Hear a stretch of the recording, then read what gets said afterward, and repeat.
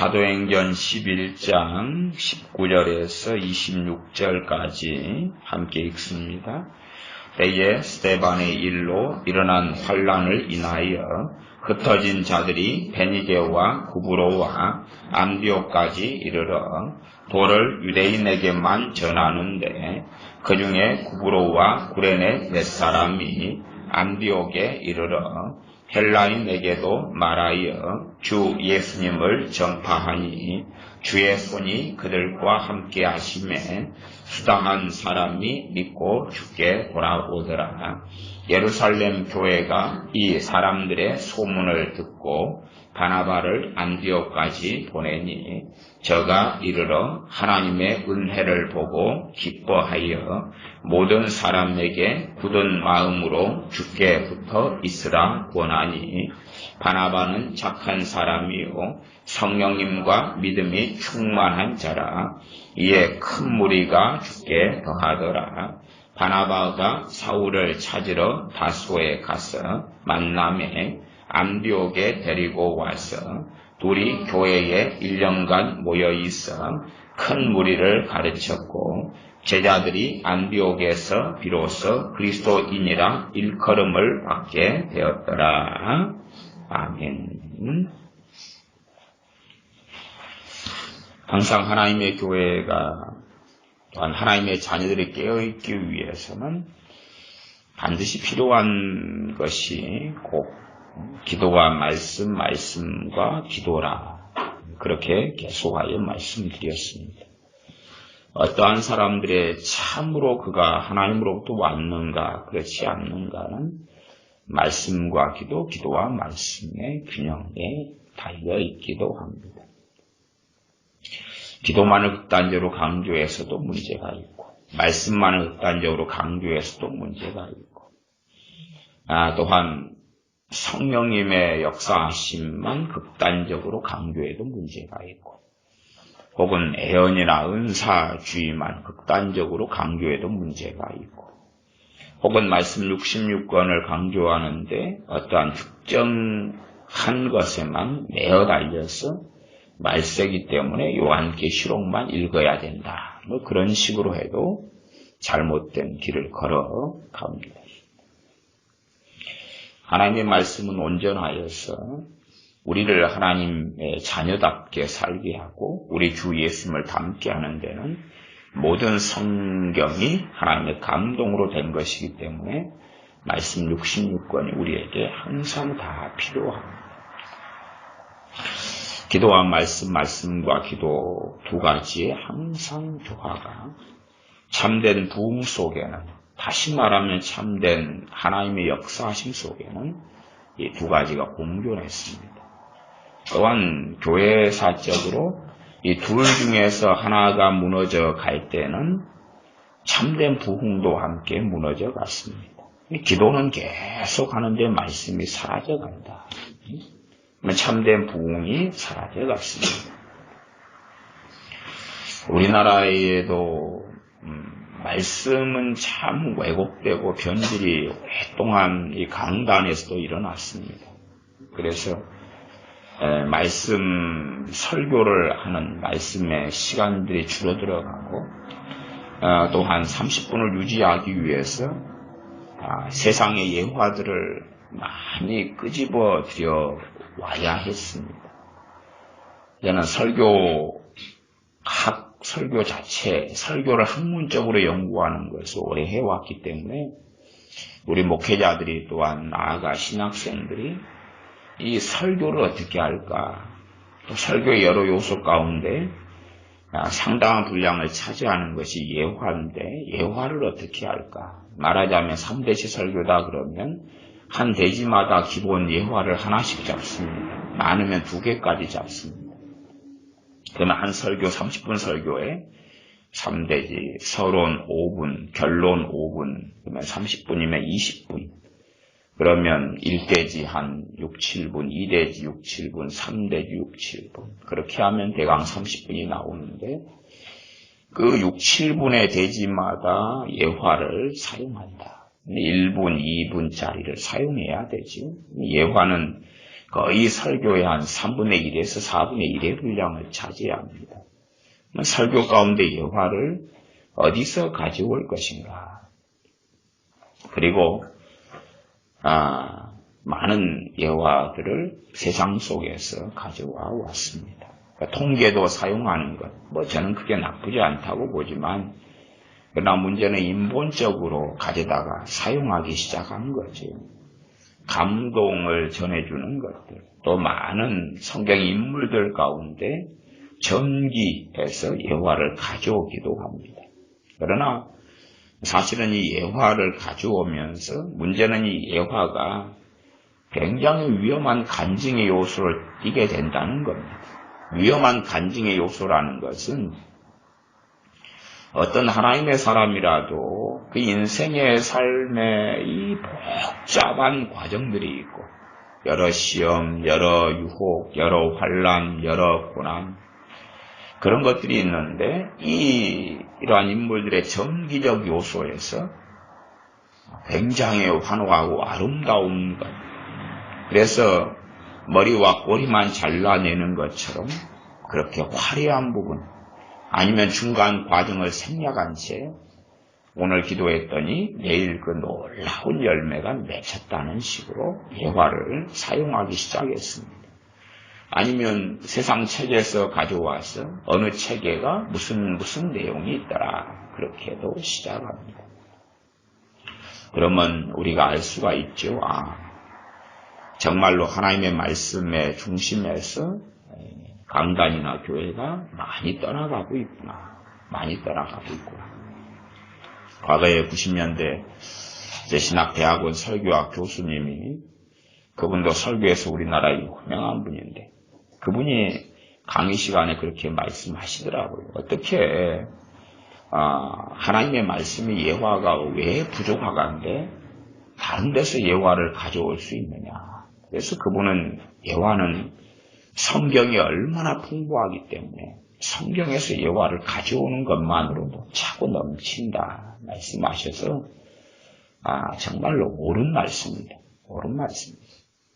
어떤 신약 성경에 어떤 말씀이 있으면 구약의 하나님의 자녀의 삶에 명백하게 성경에 제시된 부분, 거기에서 예화를 가져와도 부족함이 없다 그 말이죠.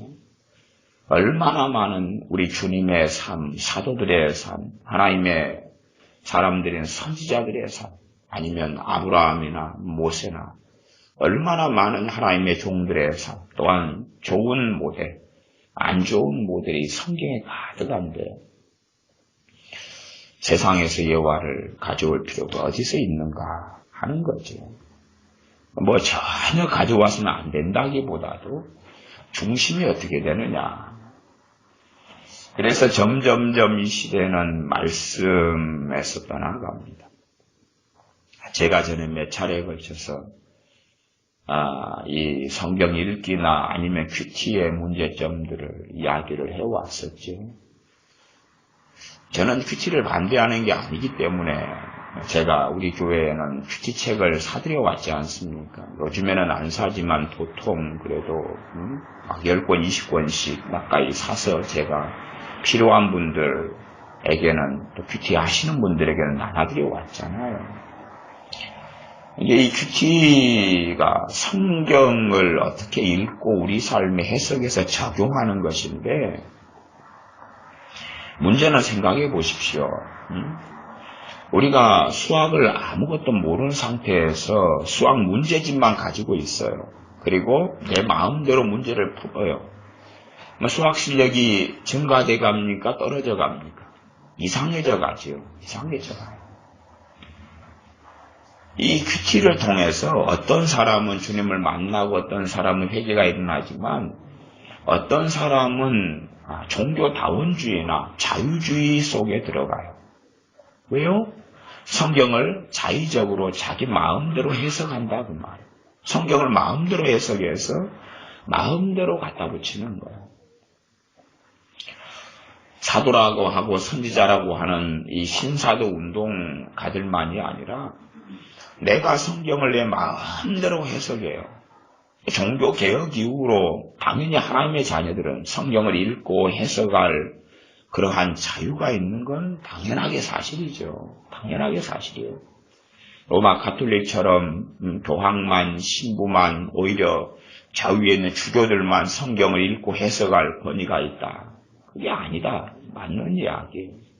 그런데 성경은 우리가 주님 안에서, 성령님의 도우심 안에서 성경을 이해하고 해석하는 게 아니라 성경을 내 마음대로 이해하고 해석한다. 그리고 내 삶의 마음대로 뜯어붙여서 적용시킨다.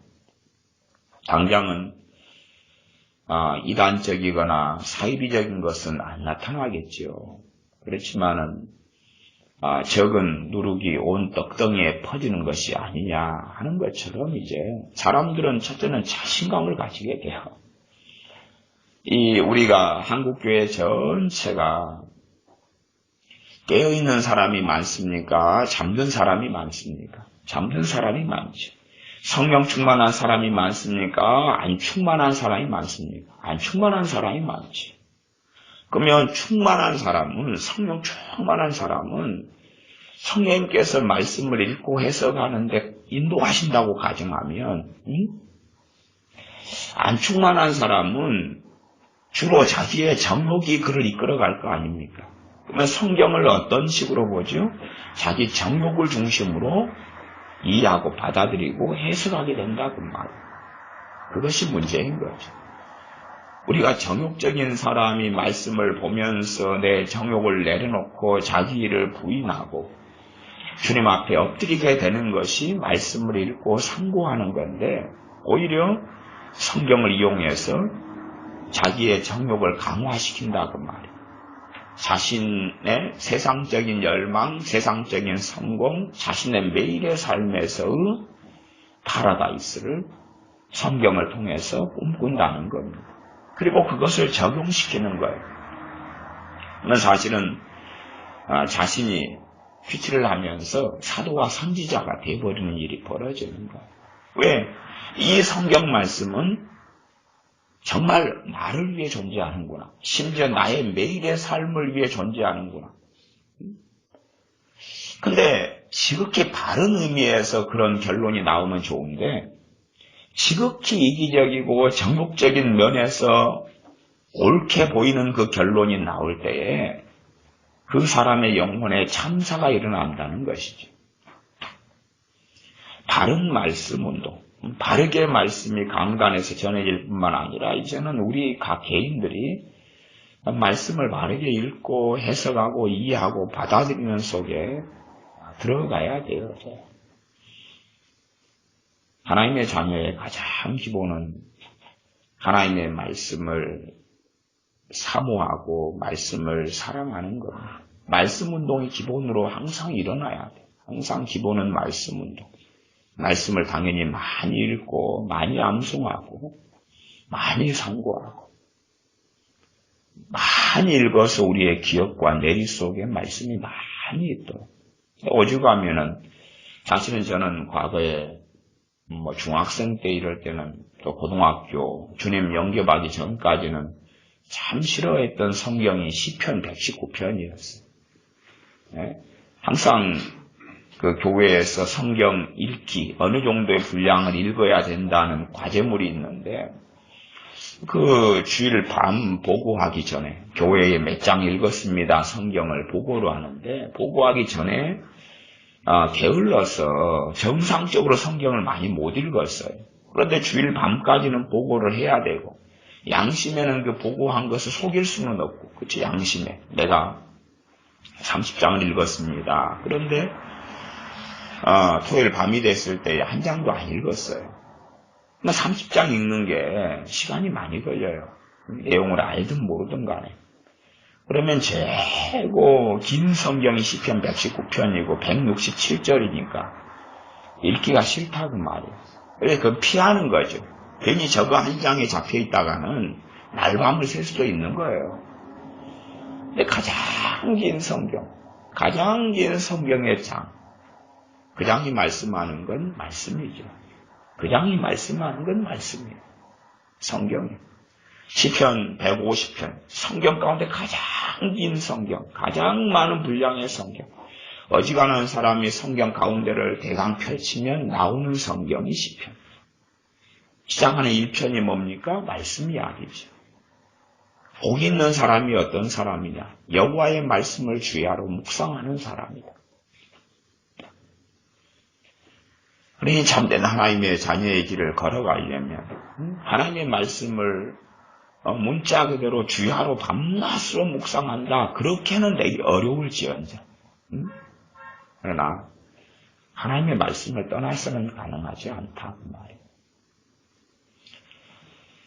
주일날이든 수요일, 금요일이든 때로는 새벽이든 말씀을 전하고 우리 목회자들이 가르치는 것은 그것으로 충족됩니다가 아니에요. 그것으로 만족합니다가 아니죠. 물론 바르게 전하기도 하고 잘못 전하기도 하지만 하나님의 말씀의 기준과 방향과 성경 해석의 원리들을 가르치는 거예요. 이 말씀이 이렇고 말씀의 중심 교리가 이렇고 이 말씀은 이렇고 이 말씀은 이렇고 중심 뼈대를 잡아주는 거예요. 그렇기 때문에 우리 목회자들이 하는 설교가 우리의 말씀 생활을 대신하거나 대체하는 건 아니라고 말이에요. 물론 저는 꽤 설교를 많이 하는 목회자입니다. 그리고 설교할 거리들도 꽤 많이 가지고 있어서 이번 주에 특별히 별다른 일이 없었으면 이 시대의 미혹 시리즈 설교를 한 5편 이상을 하려고 했다가 주변에 공사도 좀 심하게 하고 또 제가 감기가 걸려서 목감기가 걸려서 목이 좀 나가 있어서 그렇게 못하고 있습니다만 어쨌든 우리의 말씀 생활 마태복음 4장이든지 또한 세례 요한의 사역의 시작에 세례 요한은 하나님 나라의 복음, 우리 주님께서도 하나님 나라의 복음을 증거하시면서 회개하라 천국이 가까웠느니라 말씀해. 회개하라 천국이 가까웠느니라. 그러나 사실은 교회 안에는 어떤 면에서는 합법적이지 않게 예배당에 들어온 사람이 굉장히 많아요. 합법적이지 않게. 때로는 불법적이게.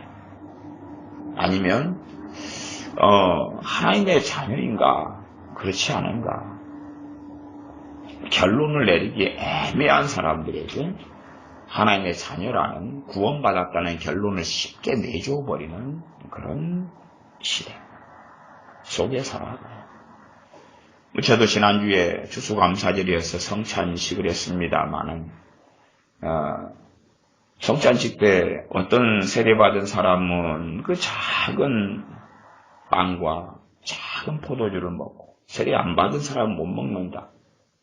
참 얼마나 못 먹는 사람 입장에서 불쾌해요.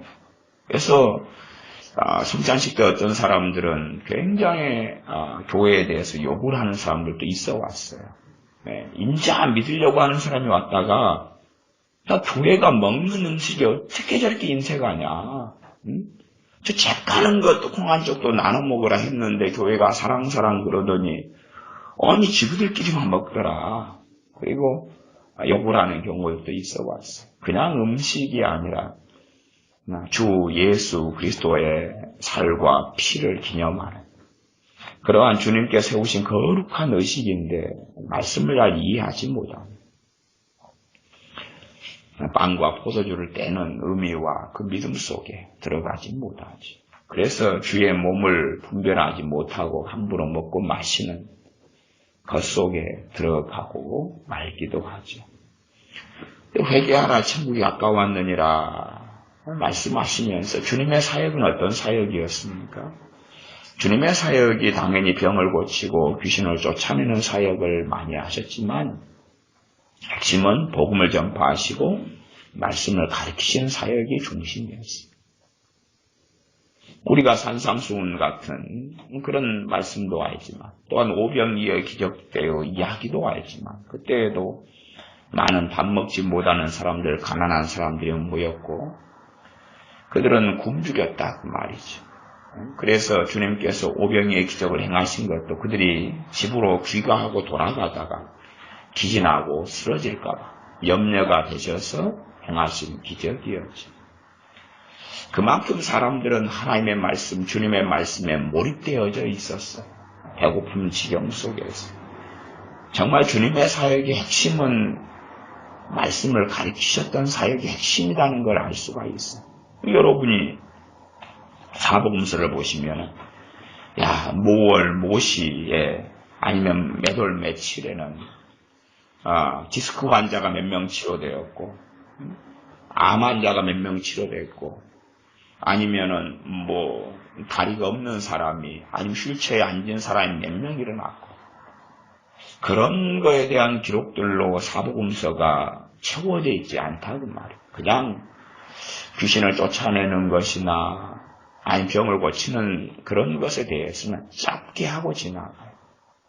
그리고 이제 어떤 귀신을 쫓아내거나 병을 고치는 상황 속에서 가리키는 내용이 있을 때, 중요한 가리키는 내용이 있을 때에 그 사건을 길게 기록을 하는 거예요.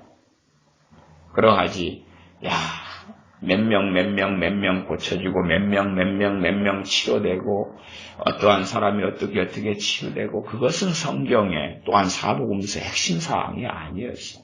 오히려 주님께서 말씀을 가르치시는 것이 핵심 사항이었어요. 가르치시는 것. 그 가르치시는 것 속에가 뭐가 들어있습니까? 천국 복음이 들어가 있어요. 그래서 주님께서 말씀을 가르치시는 것과 천국 복음이 사실은 떼어지지 않아요. 떼어지지 않고 하나예요. 하나여서 그 가르치시는 주님의 말씀들 속에서 복음이 함께 숨쉬고 역사하고 있었어요. 그러면 주님의 사역의 본질의 사역은 말씀을 가르치는 것. 그 안에 복음을, 천국 복음을 전파하셨던 것이라 그렇게 말할 수 있습니다.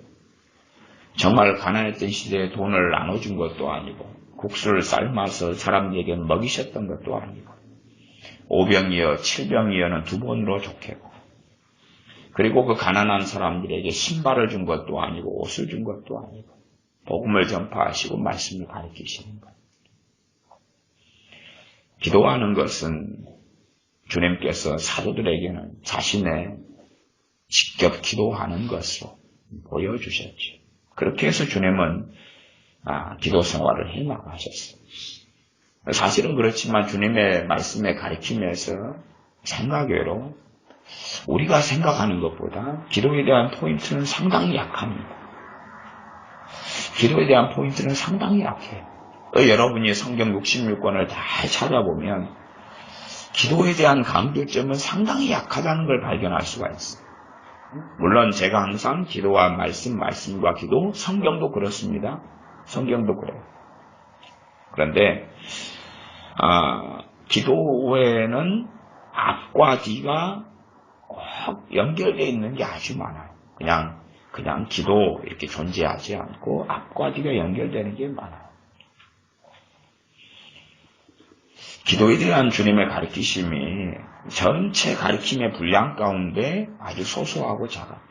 기도가 불필요하기 때문에 그런가? 당연히 그렇지 않은 것은 주님께서는 밤이 맞도록 기도하셨고 금식하셨고 그리고 밤중에 기도하러 가셨고 겟세마네 동산에서 기도하셨고 그리고 당연하게 주님의 이 말씀을 잘 배운 사도들이 또한 주님의 제자들이 마가의 다락방에 모여서 기도하고 성령 임하신 다음에 기도하는 걸 볼 때에 오히려 주님에게서 가르침을 잘 받았다는 걸 알 수가 있죠. 그러나 그들에게 항상 중심은 말씀과 함께한 기도였다는 사실이에요. 주님의 기도에 대한 강조점이 왜 그렇게 약했는가? 그 생각을 해볼 수가 있죠. 그러면 유대인들은 기도하고 살았어요? 기도하지 않고 살았어요? 유대인들은 열심히 기도하고 살았어요. 그렇죠? 열심히 기도하고 살았어요. 이게 참 희한한 거죠. 주님 오실 때도 유대인들은 많이 기도하고 살았어요. 많이 기도하고 살았어요. 대제사장들 기도했나요? 기도했지. 바리새인들 기도했나요? 기도했지. 그래서 찬상수훈에서도 바리새인 등 서기관들 이런 사람들의 기도 생활을 말씀했어요. 그들의 기도 생활. 그러면서 오히려 좀 부정적인 것을 함께 넣어서 너희가 기도할 때에 또 금식할 때에 사람에게 보이려고 하지 말아라. 그러면 이미 자기 상을 받았느니라고 말씀하시는 거죠.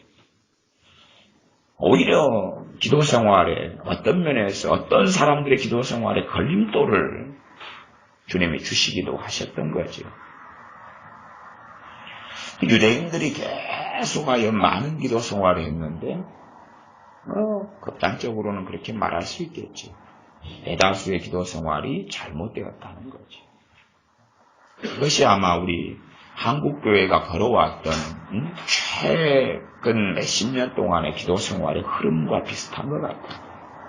기도는 많이 하지만 기도 생활이 잘못돼 가고야 말았다는 거죠. 기도는 많이 하는데 오죽하면 구약성경에서는 하나님께서 그의 종인 선지자들을 통해서 너희가 성전 뜰만 받고 있다. 성전 마당만 받고 있다. 너희의 기도가 내가 듣기에 가증하다.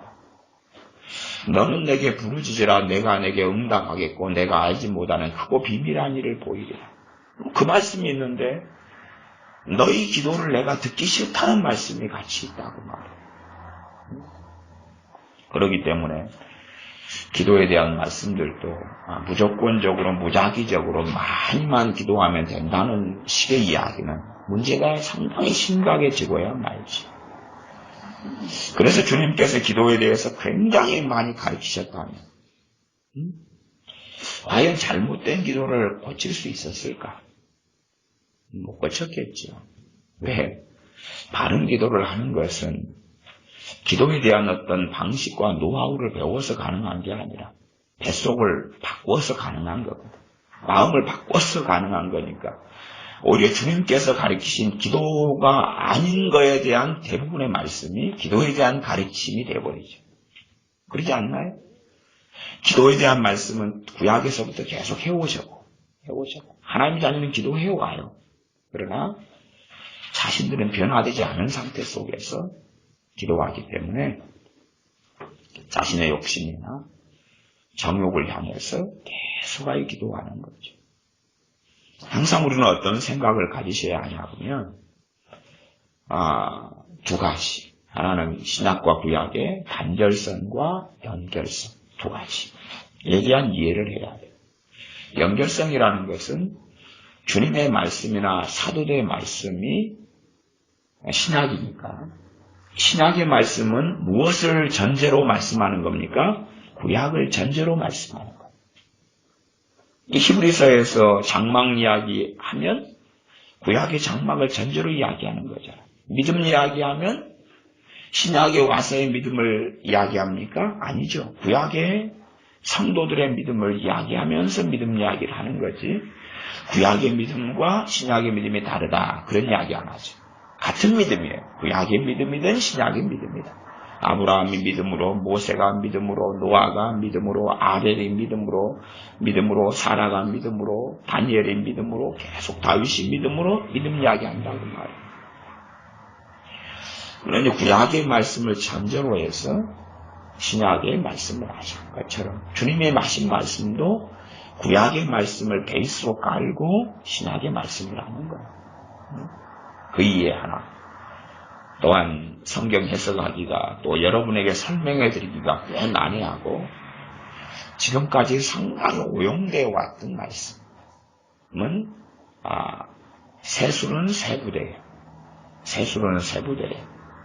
새 포도주를 담으려 할 때에 새 가죽 부대에 담는다는 주님의 말씀.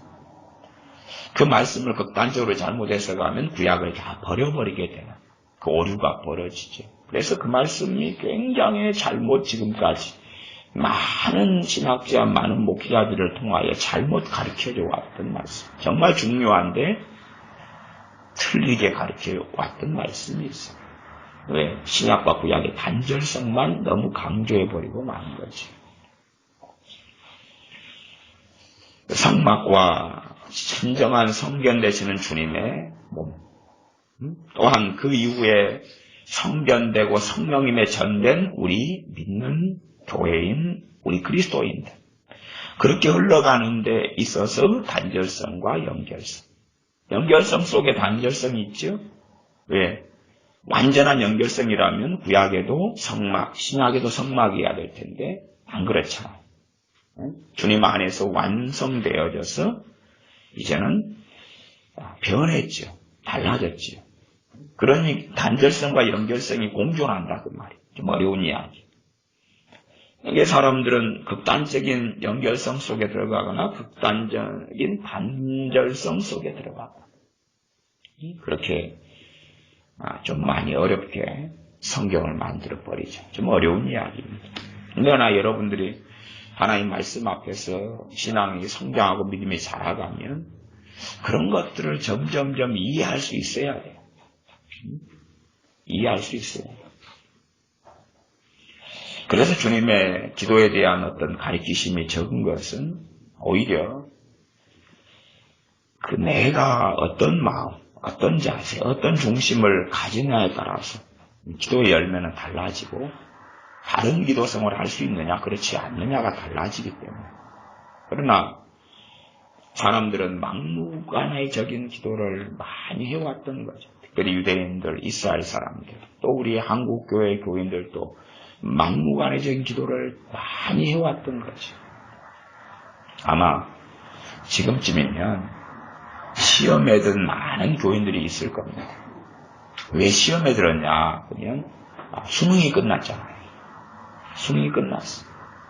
수능 전에 어지간한 교회는 무슨 기도를 합니까? 수능을 위한 기도회를 하죠. 수능을 위한 기도회를 해요. 수능을 위한 기도회의 기도 내용들은 상당히 경건하고 좋게 보이는데 사실은 굉장히 포장이 되어 있는 거죠. 뭐가 포장되어 있냐 그러면 결국은 내 자식 성적 잘 나오고 좋은 대학 가게 해달라는 거죠. 좋은 대학 가서 좋은 직장을 가지게 해달라고, 좋은 스펙을 가지고 좋은 직장 가지게 해달라고. 수능을 위한 기도에 자기 자식을 위해서 열심히 참여 기도했는데 그러나 자식이 시험을 보고 왔는데 쫑쳤다는 거죠. 성적이 아주 낮게 나왔다는 거예요. 그래도 완전히 실망하지는 않을 거예요. 한 3분의 1이나 반절은 실망하고 나머지는 또 그렇게 생각하죠. 비록 성적이 적게 나왔을지라도 예비적으로 다 점수 매겨보잖아요. 성적이 적게 나왔을지라도 아직까지는 좀 믿음을 가지고 있겠지. 그래도 아주 좋은 대학, 내 자녀가 원하는 대학, 부모가 원하는 대학에 그 과에 갈 수 있을 거다. 왜? 하나님이 그렇게 역사해 주실 테니까. 그렇게 하도록 기도했습니다. 그리고 아직은 덜 실망하면서 더 열심히 기도하는 사람도 있을 거라고 생각해요. 그런 것은 반복되어져 왔지. 그것이 기복주의라는 것은 가르쳐지지 않아요. 우리나라 유명한 기도하는 교회, 그래서 그 교회의 모델을 참 많이 따랐던 한국교회, 그 교회가 명성교회 아닙니까? 명성교회의 특별 새벽기도의 특세의 대표적인 교회는 명성교회 김삼환 목사님 교회입니다. 지금이야 이제 그 아들 세습 문제로 복잡하지만 그 아들이 이제 목사님이 되었죠. 저는 명성교회의 세습에 대해서 비난하거나 험담할 이유는 없다고 생각해요. 왜냐하면 자유대한민국에서 교회 법에 맞춰서 그 아들이 담임 목사가 됐으면 문제가 없는 거예요. 그죠? 교인들이 투표해가지고 됐는데 누가 감나라로 배나라 해요. 그건 문제가 없는 거예요. 문제가 없는 거예요. 그러나 이제 정상적인 교회 법에 의하지 않고 그냥 공동의회나 투표나 담임 목사 청빙이나 이 절차가 없이 그냥 마음대로 해버렸다면 그건 불법인 거지. 그러나 합법적인 절차를 지켜왔으면 그건 그 교회 교인들의 선택인 거예요. 그러니 우리가 감나라 배나라 할 건 없어. 단지 이제 그 문제가 아니라 기도하는 교회였다는 사실이죠. 그래서 명성교회 부흥도 중심이 어디에 있어요? 기도회가 있어요. 기도회. 그 기도하는 교회. 그렇기 때문에 그 특별 새벽 기도회의 특세라고 하는 그것 때문에 정말로 많은 사람들이 그 교회에 모여들게 되었어요. 명성교회 부흥에는 두 가지가 있었죠. 기도하고 김사만 목사님의 말씀. 그러나 저는 유감스럽게 성경에 있는 기도와 말씀하고는 상당히 다른 길을 걸어왔다. 그렇게 말할 수밖에 없어요. 그 열매로 2013년인가요? 김사만 목사님이 WCC 우리나라에 끌고 들어오는 핵심 인물이었잖아요. 핵심. WCC 부산 총회를 끌고 들어와서 우리나라의 대교회 앞장선 종교 다원주의, 종교 통합운동의 중심에 섰던 인물이 아닙니다. 그러면 정말로 바른 기도를 해왔다면 그렇게 되었겠는가 그런 거예요. 우리나라의 어떤 중보기도가 수입이 된 것이, 중보기도에 저는 수입이라고 그래요. 왜 수입이라고 그러냐면은 성경에서 중보기도를 말씀해요. 성경에서 나오면 수입이 아니에요. 수입이 아니죠. 그러나 성경에 있는 중보기도가 아니고 성경을 벗어난 아니면 뭔가를 짬뽕해버린 중보기도를 가리킨 것을 밖에서 그 가르침을 가지고 들어오면 수입이죠. 중보기도에 대한 가르침의 수입을 해가 들어온 거예요. 그리고 이제 교회에 퍼뜨리고 가르치는 거예요. 그것이 주로 1990년 한 중반 정도가 되어져요. 근데 중복에 대한 수입이 들어올 수 있는 이유가 있었던 것은 그 이유는 이미 우리도 중보기도를 잘못해 오고 있기 때문에 코드가 맞아요. 수입된 중보기도와 코드가 맞아요. 코드가 맞아요. 일단은 잘못된 중보기도는 뭐냐 그러면 꽤 괜찮게 보이지만 교회에 기도할 때에 저희 강단에 있었던 저 같은 목회자가 담임 목사가 저 같은 목회자가 교인들에게 나를 위해 기도하시오. 나를 위해 기도하시오. 그렇게 한 거예요. 나를 위해 기도하시오. 그러면 목회자를 위해 기도하는 것은 잘못된 게 아니에요. 그러지만 목회자를 위해 기도하는 어떤 절대적인 삶이 아니라 너희는 성령님으로 기도하라는 에베소서 6장의 말씀에 오히려 귀를 기울여야 돼. 그래서 목회자를 위해서 기도하게 하실 때에 해야 된다 그 말이죠. 그러나 목회자들은 무조건 나를 위해 기도하시오. 나를 위해 더 많이 또한 우리 교회의 부흥을 위해 기도하시오. 더 많이 다시 말하면 기도를 사용해서 개교회의 부흥, 결국 부흥이라는 것은 말씀대로 기도한 말씀과 회개를 통한 부흥이 아니라 교인 숫자가 증가돼 가는 것, 더 큰 건물을 짓는 어떤 부흥이었던 거죠. 그렇게 해서 교인들의 기도 생활을 그런 식으로 변질시켜 왔을 때에 중보기도에 대한 잘못된 가르침을 수입하기가 아주 좋아진 거예요. 코드가 이제 맞아 들어가는 거죠. 우리 한국교회 목회자들은 안심해 왔어요. 정말 자기에 대해서 안심합니다. 왜 안심하겠습니까?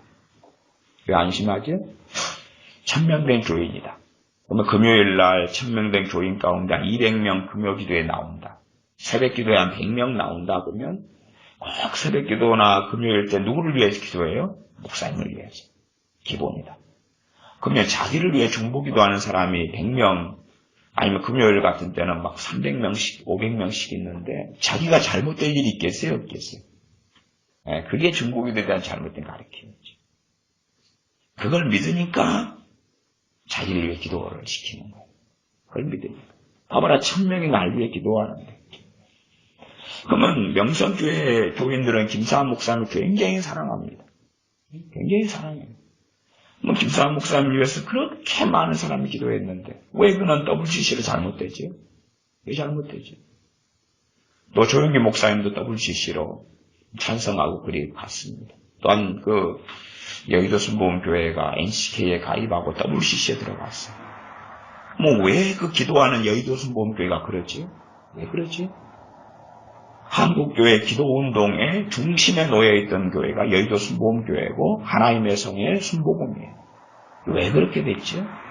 왜 그렇게 됐죠? 그렇게 말할 수밖에 없어요. 어딘가에 기도에 대한 변질이 일어났다는 거죠. 우리나라 1990년 중반에, 어차피 흐름은 대동소이예요. 대동소이하니까 1990년 중반에 피터 와그너와 신디 제이콥스를 통해서 기도에 대한 가르침들이 들어왔어요. 중보기도에 대한 수익. 그리고 이제 피터 와그너 교수가 세운 것이 신사도 운동입니다. 거기에 있는 많은 사도나 선지자라고 하는 사람들이 한국 교회의 신앙서적의 대부분의 베스트셀러 작가들이에요. 대부분. 릭 조이너, 그쪽 계열의 선지자, 릭 조이너, 마리 코너, 샴볼츠, 아니면 이쪽의 사람들, 전부 다 그런 거예요. 그러면 어떤 가르치느냐 그러면 예를 들어 피터 와그너나 신디 제이콥스는 그렇게 말해요. 우리 목회자들한테 이제 뭘 가르치냐 그러면 첫째는 당신 정말로 대단하게 하나님께 쓰임 받고 싶으냐? 다 예 그렇습니다 그러지. 그러면 너만을 위해서 기도할 사람을 세워라. 말하자면 찰스 피니에게는 레시 신부가 있었던 것처럼 목숨을 바쳐서 당신만을 위해 기도를 하는 사람을 세워라. 그런 중보기도자를 세워라. 그렇게 가르치지. 그 기도하는 사람을 일일 중보기도자라 그래. 일일. 목회자 한 명을 위해서 한 명. 다른 모든 기도를 하지 않아. 평생. 그걸 서원하게 해. 다른 모든 기도를 하지 않게. 다른 어떤 사람을 위해서 기도하지 않고. 목회자 한 명만 위해서 무조건적으로 매일 열심히 기도하게 하는 사람. 일일 중보기도자. 그 사람을 위해서만 기도하는 사람. 그래서 나를 위해서만 기도하는 사람이 3명만 있다. 피터 와그너 교수도 착각한 거죠. 피터 와그너 교수도 자기를 위한 중보기도자. 평생 가족을 위해서 기도하지 않고 가족을 위해서도 자기를 위해서 이웃을 위해서도 기도하지 않고 그 피터 와그너 교수만을 위해 기도하는 사람을 수십 명을 세웠죠. 옛날 이야기에 지금은 수백 명이겠지. 그렇게 서원을 받고 서약을 받고 맹세를 받았지. 세웠지. 자 그러면 밤낮 없이 나만을 위해서 기도하는 사람이 10명이 있다. 그럼 내가 잘못될 수 있을까? 그는 잘못될 수 없을 거라고 확신한 거예요. 그러나 그는 잘못됐어요. 그러니까 이상한 거지. 2중보 기도자. 말하자면 평생 몇 가지의 기도 내용만 가지고 기도하는데 그 중에 굉장히 중요한 기도가 이 사람을 위한 기도다. 많은 사람을 위해 기도하지 않고 한 5명에서 10명만 위해 기도한다. 예를 들어 제가 그냥 설명하기 위해서 이렇게 이해하기 쉽게 요약해 드리는 거예요. 몇 명만을 위해 기도하거나 몇 가지 기도 제목만 가지고 기도하는데 몇 가지가 5가지나 10가지다 하면 거기에 피터 와그너가 들어가 있다고 말이에요. 예를 들어 그 1, 2, 1, 3은 어쨌든 빼놓지 않고 기도를 한다. 빼놓지 않고 기도하는데 근데 100명, 200명 여러 기도 제목을 가지고 기도하는데 굉장히 중요한 기도 제목에 그 주의 종을 집어넣는다. 이게 1, 3 중보 기도자예요. 1, 2 중보 기도자를 모집하라. 당신을 위한 1, 2 중보 기도자를 모집하라. 당신을 위한 1, 3 중보 기도자를 모집하라. 그래 목회자들은 얼마나 좋아요. 한국에 있는 목회자들은 얼마나 좋아요. 야, 대박의 방법을 발견한다. 대박의 방법. 그래서 그 가르침을 누가 받아왔어요? 여러분 가운데 중보기도 한 사람 가운데는 그런 직접적인 가르침이나 유사한 가르침이나 신디 제이콥스의 책이나 피터 와그너 교수의 책을 통해서 가르침 받은 사람도 있고 아니면 이것을 응용해서 목회자가 그런 방식으로 전달해서 그렇게 작정하거나 아니면 그런 식으로 세뇌되어서 열심히 기도한 사람이 있어 왔다 그 말이죠. 그러니까 우리 목회자들은 착각을 해요. 나를 위해서 그런 말 있죠? 그 거짓말. 기도하는 자녀들은 망하지 않는다. 그 거짓말. 기도하는 자녀들은 망하지 않는다. 이게 다시 말하면 자녀들을 위해서 부모가 기도하면 자녀가 안 망한다 그 말이죠. 성경 66권에 그게 있어요? 없어요? 없어요. 자녀를 위해서 기도하라. 자녀를 위해 기도하라. 정확하게 그것이 있는가 여러분 찾아보세요. 자녀를 위해 기도하라. 너희 자녀를 위해 울라는 주님이 있어요. 거기에는 기도는 포함된 이야기입니다. 자녀를 위해서 기도하라. 기도하지 말라는 건 당연히 없어요. 기도해야 돼요. 하지만 자녀를 변화시키기 위해서 자녀를 위해 기도하면 변화된다는 것은 없다고 말이에요. 자녀를 변화시키기 위해서는 말씀을 강론하는 것, 말씀을 가르치는 것, 순종하게 하는 것, 하나님께 말씀해, 또한 부모에게 그렇게 나왔지. 자녀를 위해 기도하면 된다. 그런 게 없다고 말이에요. 나 사람들 그렇게 생각하는 거지. 최고의 기도의 사람 다윗, 사무엘 같은 사람의 자녀 교육은 망가졌죠. 엘리제스장 같은 경우도 얼마나 기도의 사람이었는지 몰라요. 그렇기 때문에 그는 50세가 넘어서 하나님께 사사로 부르심 받아요. 또 백성들이 그를 사사로 세운 게 아니라 하나님이 엘리제스장을 사사로 불러요. 하나님이 세워요. 한 57인가 되죠. 97세인가 죽었으니까 40년간 사사했던가요? 하나님이 50대에 부르는 거예요. 그 사사. 그의 기도, 그의 말씀, 그가 하나님을 경외함 때문에 부르시는 거예요. 그러나 그의 자녀들은 망하죠. 그의 목뼈도 부러져서 죽고 말이죠. 그래서 정말로 잘못된 기도를 우리가 받아들일 준비가 돼가지고 이 잘못된 중보기도가 쉽게 들어와서 이것과 딱 섞이고 들어가요. 또 하나님의 임재에 대한 거짓된 가르침, 거짓된 것이 너무 많았어요. 성령 충만에 대한 거짓된 가르침부터 시작해서 너무 이상하게 많아요. 말씀을 통해서 우리가 확인을 해야 되는데 말씀을 수가 거달기로 알고 있으니까 확인을 안 하는 거죠.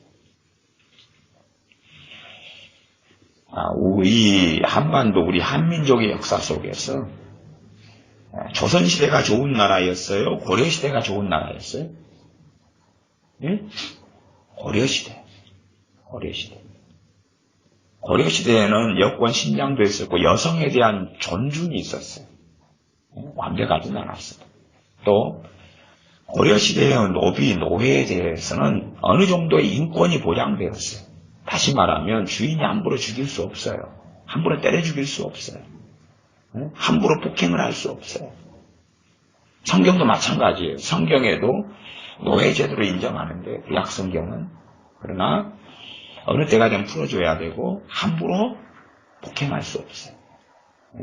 장애인을 만들면 풀어줘야 돼. 때론 배상도 해야 돼. 처벌도 받아요. 주인이. 고려시대는 그랬어요. 조선시대로 넘어오면서 완전히 이제 노비화가 되어져요.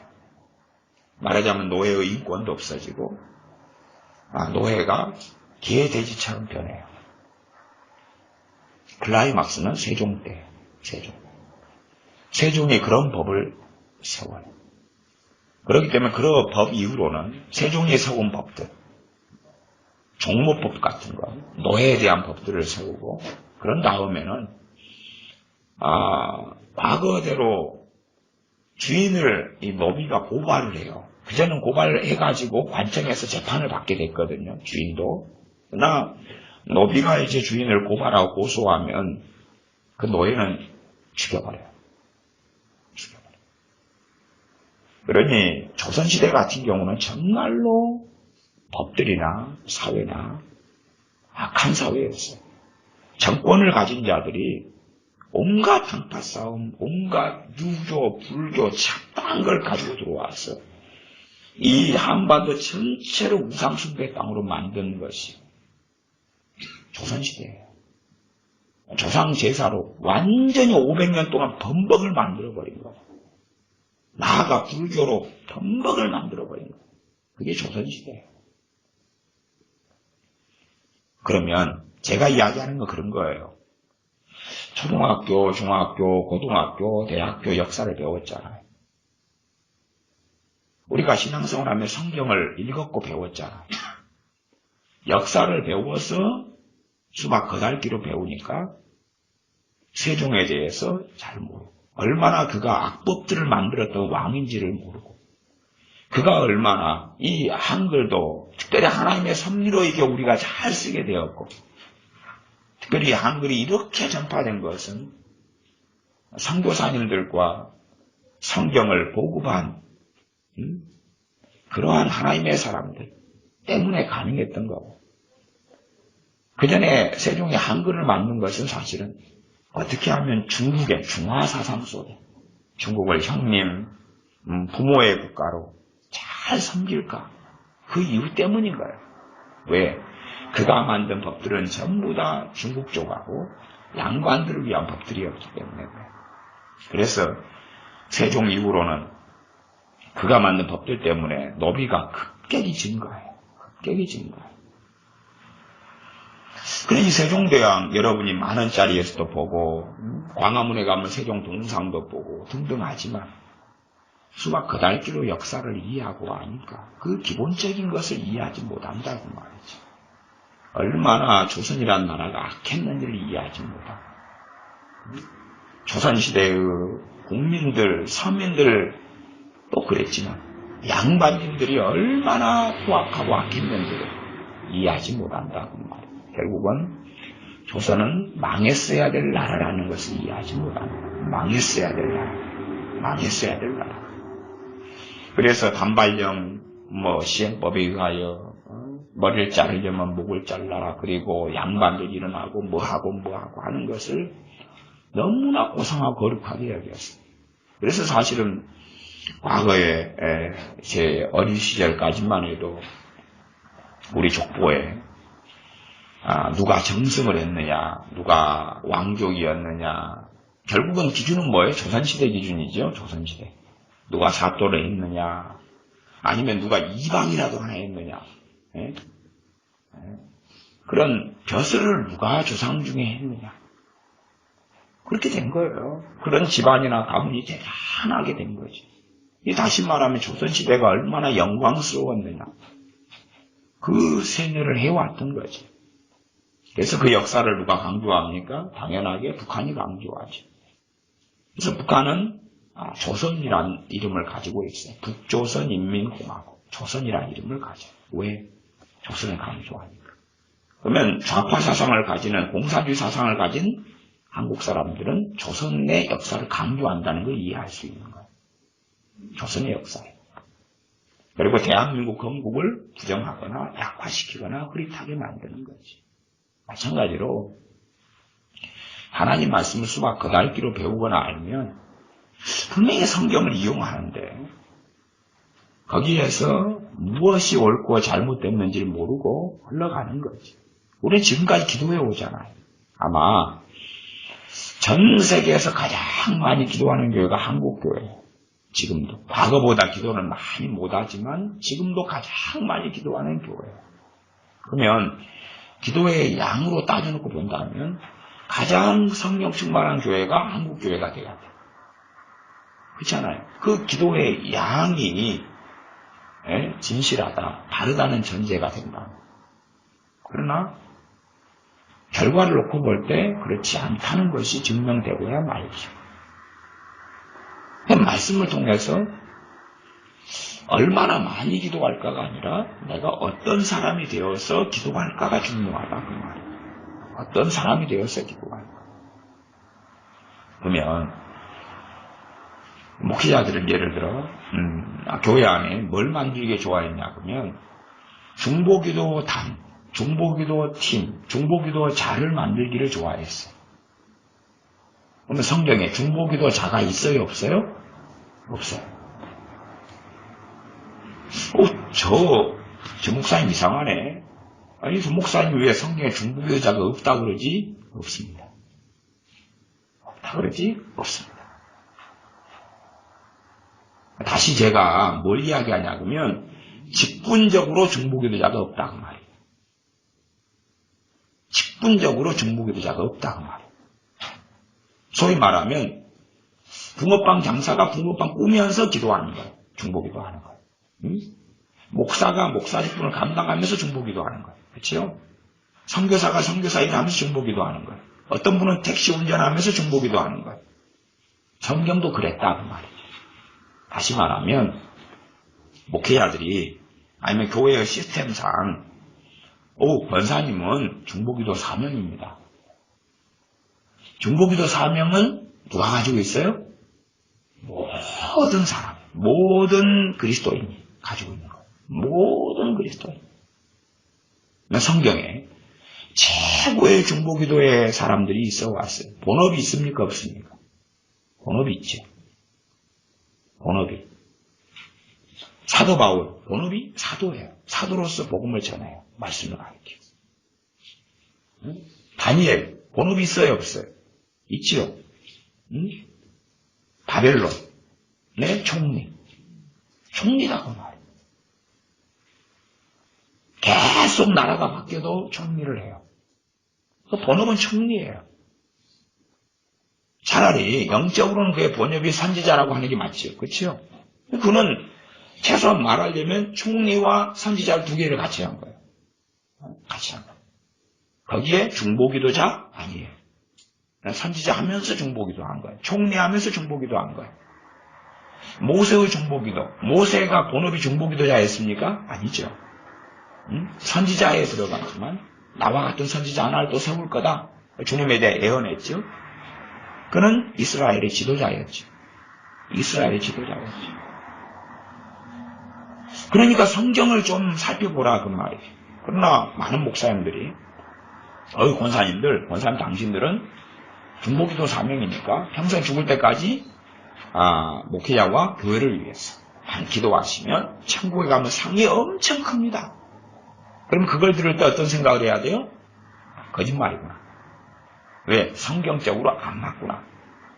그러나 성경이 기도를 이야기하고 있기 때문에 또 중보기도를 이야기해요. 모든 사람을 위해서 도구와 간구와 기도를 해요. 감사를 하고. 그러니까 성경을 수박 그달 기도하니까 잘못됐는지 잘못되지 않은 가르침인지를 이해를 못하는 거예요. 살피지는 않는 거예요. 그래서 제가 요즘에 참 과거에서부터 교회 안에서 늙어가는 권사님들을 볼 때 정말 불쌍하더라고요. 정말 불쌍해요. 뭐 불쌍하냐 그러면 목사님들의 감언 이설에 속아 넘어가가지고 말씀이 없어져 버린 거예요. 말씀이 없어져 버린 거예요. 말씀은 무지하고 무식하게 된 거예요. 말씀을 몰라요. 그리고 뭐만 하면 된다고요? 기도만 하면 된다고. 그리고 죽어요. 영적으로 병든 채 죽어요. 병든 채. 영적으로 병든 채 죽어요. 다른 사람을 증오하고 미워한 채 죽어요. 그래도 기도해요. 그래도 기도해요. 예를 들어 제가 시장에서 길을 가다가 한 30년 이상을 아는 권사님인데 그분을 시장에서 만날까봐 저는 겁내는 분이 있어요. 저기서 나타나면 저는 다른 골목으로 들어가 버려요. 그런 권사님이 있어요. 저는 그 양반을 만나기 싫어요. 그리고 저는 저 양반이 죽으면 지옥에 갈 거라고 저는 확신해요. 그 권사님이 죽으면 지옥에 갈 거라고 저는 확신해요. 유감스럽게. 그런데 그 양반은 방언 기도도 열심히 하고 기도 생활도 많이 해요.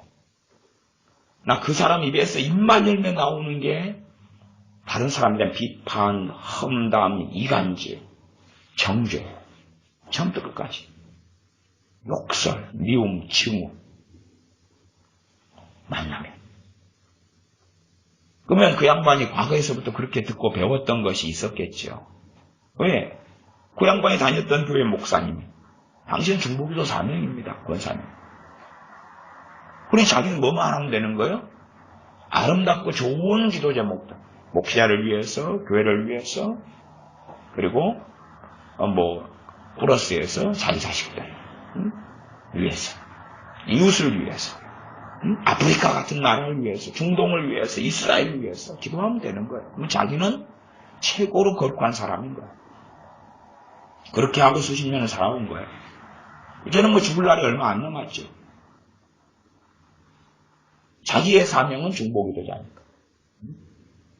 신사도 운동에 영향을 받거나 24시 기도의 집 이런데 또 아이합 이런 데는 독특한 선교사들이 있습니다. 독특한 선교사는 기도 선교사. 그 양반은 선교사인데 기도만 해요. 선교사인데 기도만 해요. 말하자면 기도 선교사예요. 그래서 몇 년 전에도 기도 선교사란 그런 사람이 우리 교회에 오기도 했잖아요. 기도 선교사예요. 기도만 해요. 아무것도 안 하고. 아무것도 안 하고. 그 말씀에는 뭐예요? 일하기 싫어하거든 먹지도 말라. 먹지도 말라. 일을 해야 되는 거죠. 일을 해야 되는 거예요. 근데 자기는 기도하면 된다는 거예요. 이게 말씀하고 안 맞잖아요. 말씀하고 안 맞아요. 이제 나이가 드셔가지고 연로하셔서 일할 수 없게 될 때는 자식이 부양해야 되는 거예요. 그렇죠? 그렇지만은 일을 해야 돼요. 자기 일을 해야 돼요. 그런데 기도 선교사는 기도만 하는 거예요. 근데 기도 선교사가 다 누가 되어 있느냐? 대부분 젊은 사람들이에요. 어차피 교회에서는 목회자들이 권사님들 같은 분을 가만히 있으라 해가지고 당신 중보기도 다니고 중보기도 팀입니다. 중보기도만 하면 돼요. 그 사람들 많게 만들려고 그래요. 왜? 중보기도 한 사람이 교회에 많으면 결국은 교회가 부흥한다는 이 정신난 것 속에 들어가 있거든요. 기도를 많이 시키려고 그래요. 중보기도를. 교회와 목회자를 위해서 기본 베이스로 깔고 환자를 위해 중보기도를 많이 시키려고 그래요. 혹시 여러분 주님의 사역이나 사도들의 사역에서 환자 위에 중보기도 해가지고 병 고쳐졌어요? 주님이 환자 위에 중보기도 했어요? 갖고 병 고쳐졌나요? 나사로가 병 들었다 죽었다. 그러니까 주님께서 있던 곳에서 나사로를 위해 중보기도 했어요? 아니면 직접 갖고 살렸나요? 직접 가 살렸죠. 야이로의 딸이 병 들었다 그러니까 주님께서 중보기도를 통해 병을 고치면 뭐 하면 됩니까? 뭘 하고 야이로하고 야이로의 집에 갑니까? 회당장 야이로의 집에. 있는 데서 뭐 하시면 돼요? 주님 같은 기도의 사람이 어디 있습니까? 만왕의 왕이시며 하나님의 아들 되시는 주님께서 야이로의 딸을 위해 중보기도 하면 되잖아요. 그렇죠? 근데 같이 가잖아요. 병 고치러 가시잖아요. 병은 중보기도로 고쳐지는 게 아니에요. 중보기도로 병 고쳐지는 거 있나요? 성경 좀 보세요. 제발 덕분에. 환자를 위해 기도해요. 좀 이상하지 않나요? 환자를 위해 기도할 때 어떤 기도로 괜찮냐 그러면 좋은 의사를 좀 만나게 해주십시오. 그렇죠? 좋은 병원, 자기에게 맞는 좋은 병원에 좀 인도해 주십시오. 그런 기도는 지혜로운 기도고 좋은 기도예요. 그러나 병을 직접적으로 고쳐주시옵소서. 성경 66권을 통해 확인해보라. 그 말을 확인해보라. 혹시 사도 바울이 중보기도 해가지고 병 고쳤나요? 베드로 사도가 중보기도에서 병 고쳤나요? 70명의 제자들이 중보기도에서 병 고쳤나요? 12명의 사도들이 중보기도에서 병 고쳤나요? 아니 중보기도에서 귀신 쫓아냈나요? 안 그러지요? 저는 이상해요. 사람들이. 갈수록 이상해요. 왜? 성경을 통해서 확인을 안 하는 거예요. 확인을 안 해요. 잘못된 거, 그게 수박 거달기로 아는 거예요. 역사를 배웠는데, 결론은 역사 인식을 가지는 게 아니라, 공산주의자가 되어 있는 거예요. 역사를 배웠는데, 공산주의자. 우리나라 역사학자들은 공산주의자들이 거의 다 장악하고 있어요. 그 역사를 가르쳐요. 역사책을 쓰고. 굉장히 놀라운 사실입니다. 사이비 혁명가 체 게바라가 있어요. 사이비 혁명가. 사기꾼이에요. 체 게바라. 살인마예요. 체 게바라. 체 게바라 책이 우리나라의 어린이 도서부터 시작해서 한 72권 정도 나와 있어요. 체 게바라. 체 게바라가 쿠바죠, 쿠바. 쿠바의 이 게릴라 쿠바의 혁명가, 공산주의자 그 사람이죠. 체게바라가 오토바이를 타고 중남미를 횡단했다 그래요. 그거 증명되지 않습니다. 그건 쿠바의 그 공산당 애들이 조작한 것이다. 대부분 조작했어. 예를 들어 몇 명을 가지고 게릴라전을 했는데 근데 이 정부군과의 싸움에서 어마어마하게 정부군을 물리쳤다. 그리고 장갑차나 탱크도 박살냈다. 체게바라가. 정확한 자료는 체게바라가 정부군의 그 고위 장교에게 돈을 몇십만 달러를 주고 탱크를 샀어요. 거기에다 불 지르고 터뜨렸어요. 그는 이 공산화를 구발을 시킨 다음에 그 소위 말하면 교도소장이었어요. 그 사람 교도소장해서 그 사람이 죽인 사람만 기본 몇만 명입니다. 왜 당시에 카스트로가 체게바라를 어떻게 봤냐 그러면 왜 어떤 사람을 죽여라 카스트로가 명령했을 때 딴 사람은 다 벌벌 떠는데 체게바라 권총으로 머리 쏴서 죽이고 그랬거든요. 그래서 카스트로가 체게바라 얘를 앞잡이로 삼아서 숙청을 시키는 사람으로 써야 되겠다. 그 사람을 썼거든요. 어마어마하게 많은 사람을 쏴 죽이고 고문해 죽이고 예를 들어 어떤 사람이 자기 아들이 부당하게 끌려 들어갔다고 체게바라에게 찾아가서 탄원을 했어요. 그 공산주의자 중에 하나죠. 내 자식이 부당하게 끌려갔습니다. 좀 살펴봐 주십시오. 그래? 전화 돌렸어요. 누구누구 그놈 바로 싹 죽여버려. 그건 체게바라예요. 근데 난 놀라운 게 이 젊은이들이 체게바라 뭐 치를 입고 체게바라에 대한 꿈을 꾸고 환상을 가지고 그게 전부 다 쿠바의 공산당 선동에 넘어간 거거든요.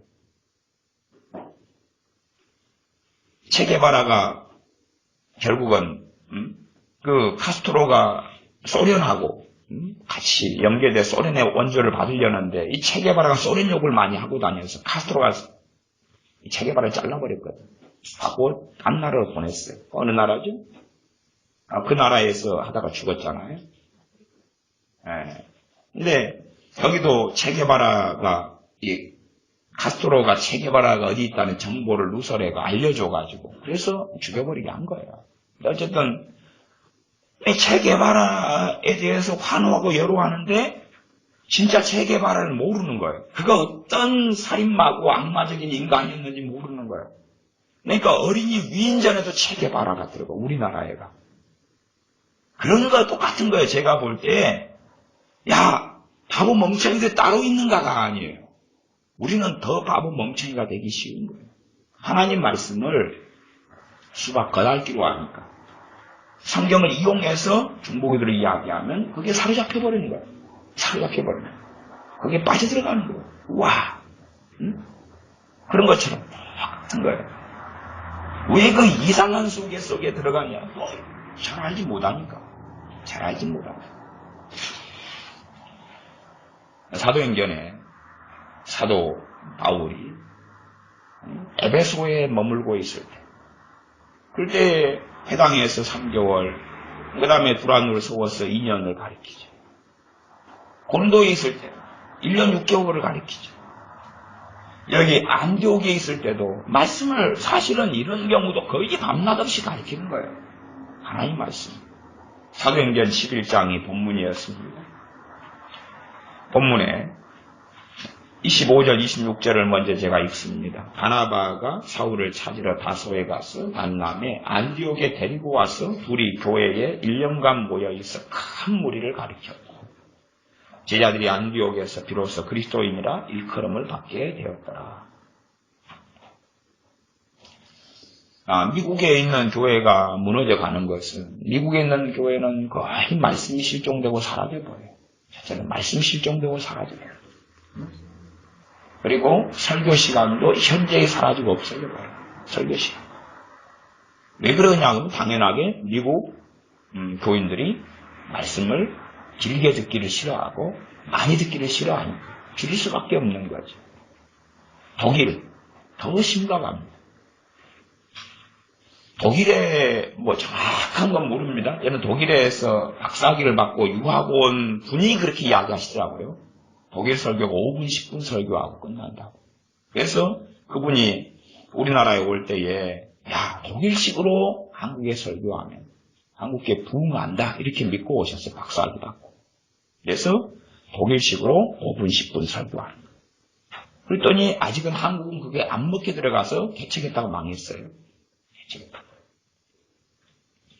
그러면 우리도 이제 말씀이 점점점 줄어들어가요. 말씀이 점점점 줄어들어가니까 하나님의 말씀을 밤낮 없이 가르친다 그러면 가르칠 것이 없는 거죠. 첫째는 목회자들이 가르칠 게 없는 거예요. 자기도 깝깝하고 자기도 모르니까.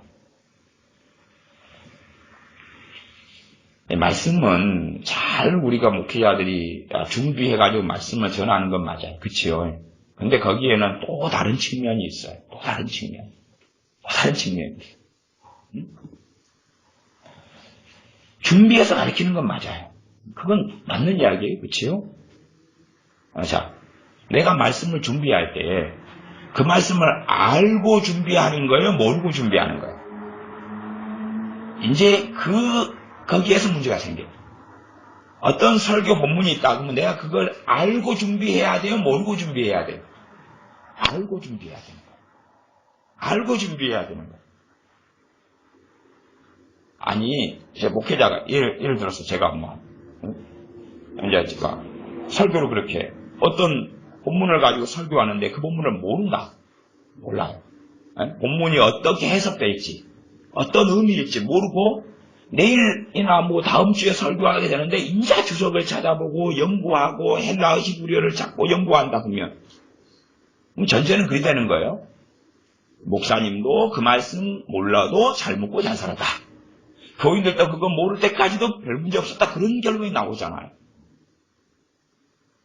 그러니까 어떤 목회자가 와, 내가 이 말씀을 설교하기 위해서 이걸 준비하다가 이런 영감을 받고 이런 깨우침을 받고 이런 변화가 일어났고 어쩌고 저쩌고 한다 그러면 이상하다고 생각해야 돼요.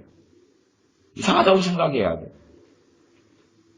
설교하기 전까지는 그 말씀을 몰랐다는 이야기니까. 이상한 거예요, 그건. 그러니까 말씀을 준비하는 건 맞는데 또 다른 측면이 있어요. 또 다른 측면. 이미 알고 있어야 한다는 사실이죠. 다른 말로 하면 어떤 말씀을 준비하지 않고도 가르칠 수 있고 전할 수 있어야 되는 거죠. 그러니까 주의 종이 되는 거 아닌가요? 왜? 주의 종이 되기 전에 이미 다 충분히 알고 충분히 배우고 그리고 가르치는 거죠. 물론 더 깊이 말씀을 알기 위해서 연구할 수 있어요. 더 깊이. 그러나 기본적인 것보다 더 낮게는 말씀을 다 알고 있어야 돼요. 그 다음에 주의 종이 돼야지. 주의 종은 말씀의 종인데 말씀을 모르고 내가 목회하면서 말씀을 연구하겠습니다. 이상한 거잖아요. 그러니까 어떤 본문이든지 간에 100%는 아니라도 준비하지 않고도 전할 수 있어야 돼요. 왜? 아니까. 응? 그러면 쉬운 걸로 한다면, 쉬운 거. 여러분이 자식을 낳았어요. 자식이 이제 5살이라요. 한글을 좀 가르쳐야 될 거 아니에요? 자, 교환 준비합니까? 안 합니까? 교환을 준비해요? 교환을 준비 안 해요? 교환 준비해요? 자, 어떤 교재는 준비할 수 있겠죠. 그치요? 자료는 준비할 수 있어요.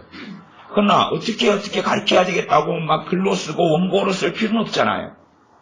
내 자식이 이번에 덧셈을 가르쳐야 되겠다. 그럼 여러분이 이제 연구를 해요? 연구해요? 안 해요? 안 하죠. 근데 여러분의 자식이 중학생이어서 여러분이 오랜만에 그냥 방정식을 까먹었어요. 그걸 가르쳐야 된다면 연구는 필요한 거예요. 그치요? 그러나 기본적인 것을 가르치는 데는 연구가 필요 없는 거예요. 왜 연구 안 하고 아는데 왜 연구하죠? 그래서 하나님 말씀도 기본적인 것, 나아가서 그 위에 것까지는 목회자들이 당연하게 알고 있어야 돼서 어떤 본문을 선택하든지 간에 어지간하면 준비 없이 설교가 가능한 게 맞는 거예요. 당연하지 않나요? 연구하는 게 맞아요. 당연하지요. 평상시 연구해야 되고 말씀을 잘 원고도 쓸 수 있으면 잘 써야 돼요. 그러나 설교하는데 본문이 생소하다면 이상하잖아요.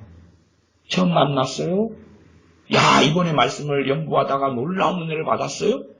그렇게 말하면 그전에는 그 말씀 연구 안 했다는 이야기잖아. 이상하죠? 근데 어떤 목사님은 설교할 때마다 그 말을 해요.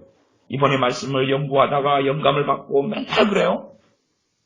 이상하죠? 이상해요. 자기만은 신령하고 거룩한 거죠. 자기만 신령하고 거룩한 거예요. 하나님 말씀을 이 주의 종들 바나바나 청년 사울 때도 안디옥 교회에서 1년을 가르쳐도 거의 밤낮 없이 가르쳐요. 왜? 가르칠 것이 충분하니까. 충분하게 말씀을 알고 있고. 제가 수학교사다. 그러면 크게 연구가 필요해요? 안 필요해요? 제가 수학교사로 한 10년 살았어요. 그래서 또 내가 수학을 가르쳐요. 수학교사로. 그 부분을 학생들한테. 연구할 수 있어요. 왜? 새로운 문제집이 나와가지고. 정말 어려운 문제 어쩌다가. 그치요? 나머지는 다 눈 감고도 가르치는 거예요. 그러지 않나요? 내가 영어 교사다. 조금은 살필 필요가 있어요. 그냥 눈 감고도 가르쳐요. 그러지 않나요? 말씀의 종이다. 그러면 말씀을 알고 있으니까 가르치죠. 눈 감고도 가르치죠. 더 깊이 말씀을 깨닫기 위하여 연구는 당연히 해야 돼요. 이중성이 있는 거예요. 잘 그런 것도 아셔야 돼요.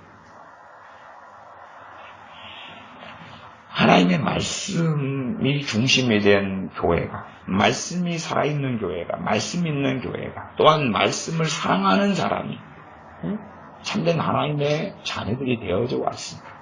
말씀 사랑 없이는 참된 하나님의 자녀들이 될 수가 없어요. 내가 말씀에 은혜 받고 말씀을 통해서 내가 변화를 경험하고 말씀이 나를 변화시키고 하나님 말씀이 내게 생명의 양식이 되어서 주님께서 사람이 떡으로만 살 것이 아니요 하나님 입에서 나오는 모든 말씀으로 살 것이니라. 그것이 뭔지를 나는 압니다. 일용할 양식을 내가 빵이나 떡이나 밥을 해먹는 것만이 아니라 하나님 말씀이 내 일용할 양식입니다가 뭔지를 압니다. 그런 사람이 불법 속에 살지 않는 사람이에요. 지금의 교회는 불법적인 사람이 많아요. 그래서 첫째는 하나님 말씀을 상고하지 않는 사람들이 예배당 안에 기독교인 안에 많아요. 두 번째, 기도하지 않는 사람이 예배당 안에 많아요. 세 번째는 회개하지 않아요. 회개하지 않아요. 회개 없이 예배당 안에 들어온 사람. 주님께서 회개하라 천국이 가까웠느니라. 회개하려면 죄를 알지 못하고는 회개할 수 없잖아요.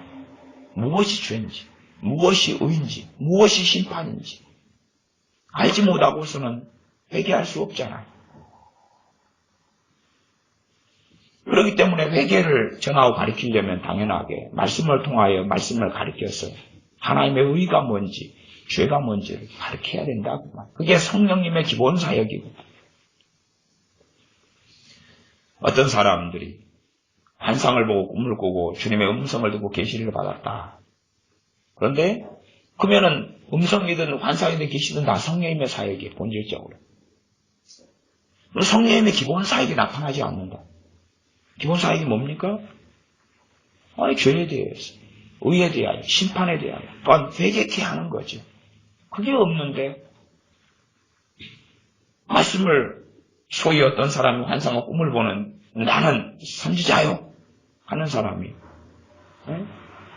죄에 대하여 정확하게 제대로 다루지 않는다. 그리고 두리뭉실하게 한다. 말씀에 정확히 근거하여 죄를 이야기하지 않는다. 그러면 이상한 사람이 되는 거죠. 정말 이상한 사람이에요.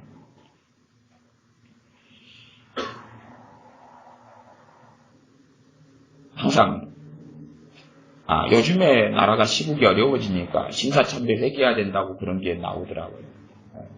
저는 좀 웃어요. 몇 가지 웃냐고요. 여러 가지로 웃어요. 첫 번째는 우리나라가 1950년 넘어서 6.25 벌어지고 그 이후부터 한국교회에 또 부흥이 왔어. 그 부흥의 이유는 뭐냐? 그럼 신사참배 회개 때문에 그래요. 그러나 많은 주의종들은 별로 회개하지 않았어요. 또 그 양면성이 존재하는 거예요. 기성교회 정치 목회자들이나 많은 목회자들은 회개하지 않았지만 그러나 대부분의 교인들은 다 회개했어요. 그래서 웃어요. 왜 개태 묵은 이야기를 하지? 두 번째는 지금 현재 우리가 신사참배한 본세대가 아니에요. 본세대가 아니에요, 우리가. WCC나 종교다원주의나 배교나 이건 뭐 신사교의 가르침을 받고 이런 건 본세대예요. 그러나 신사참배는 본세대가 아니에요. 신사참배까지 하려면은 저기 백제의 근처고왕이 불교 받아들인 것도 회개해야 돼요. 그죠? 신라의 진흥왕이 불교 받아들여서 배교했잖아요. 그때부터 배교인 거예요. 회개해야 돼요. 고구려에는 누가 버풍왕인가요? 그 친구가 불교 받아들였나? 그거 회개해야 돼요. 배교거든, 그때부터. 그때부터 불교 받아들여서 외래종교 받아들여가지고 온 거예요. 우리나라는 전례적으로 하나님을 섬겨왔다고 말이에요. 전례적으로. 그게 조금씩 남아있어요. 아리랑에 남아있고, 하느님이라는 단어에 남아있고. 그렇기 때문에 선교사님들이 성경을 번역할 때 하느님이라고 번역했어요. 그게 맞춤법 통일한 때문에 하느님이 하나님으로 바뀐 것일 뿐이에요. 그러면 그런 배교들을 끝까지 회개하려면 답이 없죠. 성경의 회개는 뭐예요? 기본적으로 지금 우리가 살고 있는 시대의 국가적인 죄, 때론 민족적인 죄, 그 다음에 우리 개인적인, 가정적인 범죄. 첫째는 내 개인의 죄가 우선순위고, 내 개인의 죄가. 나아가서 지금 현 세대가 가지고 있는 민족 공동체, 때로 교회 공동체로서의 죄, 또 우리의 죄가 되죠. 한몸된 형제 가운데의 죄. 그게 우리가 회개해야 될 죄들이 되지. 그러지 100년을 거슬려 가고 200년을 거슬려 가고 문제가 있지. 물론 이스라엘 백성에게서 이 범죄라는 것이 회개되지 않았다면 옛날부터의 죄가 이어져 오고 정리되지 않았을 때 그럴 때 연결되어 있기 때문에 회개하는 일이 있어 왔어. 그래서 그런 부분들을 성경을 앞뒤를 잘 보고 잘 이해하셔야 돼요. 정말 하나님의 자녀의 삶 속에서는 말씀 운동이 일어나야 됩니다. 말씀 운동이 일어나야 돼요. 말씀 운동이 일어나는 가운데 말씀 속에서 기도 운동이 일어나야 되고 말씀 운동이 일어나면 바른 말씀 운동의 자연스러운 결과가 회개인 거예요.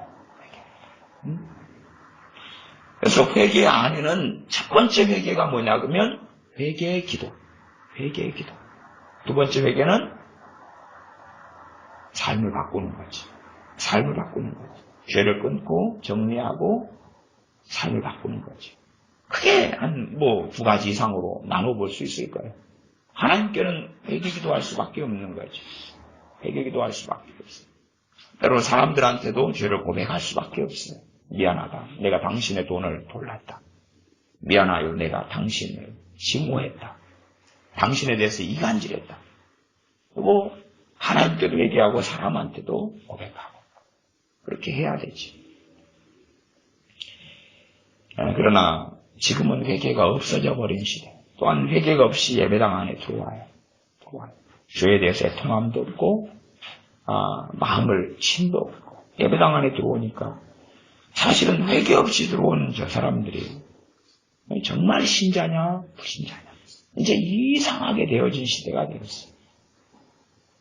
물론 예수를 영접하자마자 회개가 일어나지 않는 경우도 많습니다. 그렇지요? 많아요. 우리가 눈에 보기에 눈물 흘리고 통곡하고 애통하지 않아도 구원받은 사람도 많아요. 그러나 최소한 한편 강도도 막 통곡하고 눈물 흘리고 그러진 않았잖아요. 그러진 않았어요. 그러나 어떠한 하나님의 자녀가 믿음이 굳건해지고 더 깊이 있게 주님을 닮고 알고 그러려면 시작이든 중간이든 아니면 시간이 흘러서든지 간에 회개들은 곳곳에서 자주 있어야 돼요.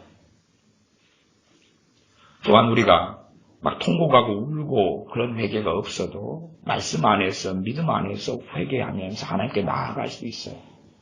그렇지만 그것이 진실한 회개가 된다면 그렇다면 시간이 흘러서 얼마나 흐를지는 모르지만 시간이 흘러서 성령님께서 우리 회개를 도와주시는 열매가 나타나요.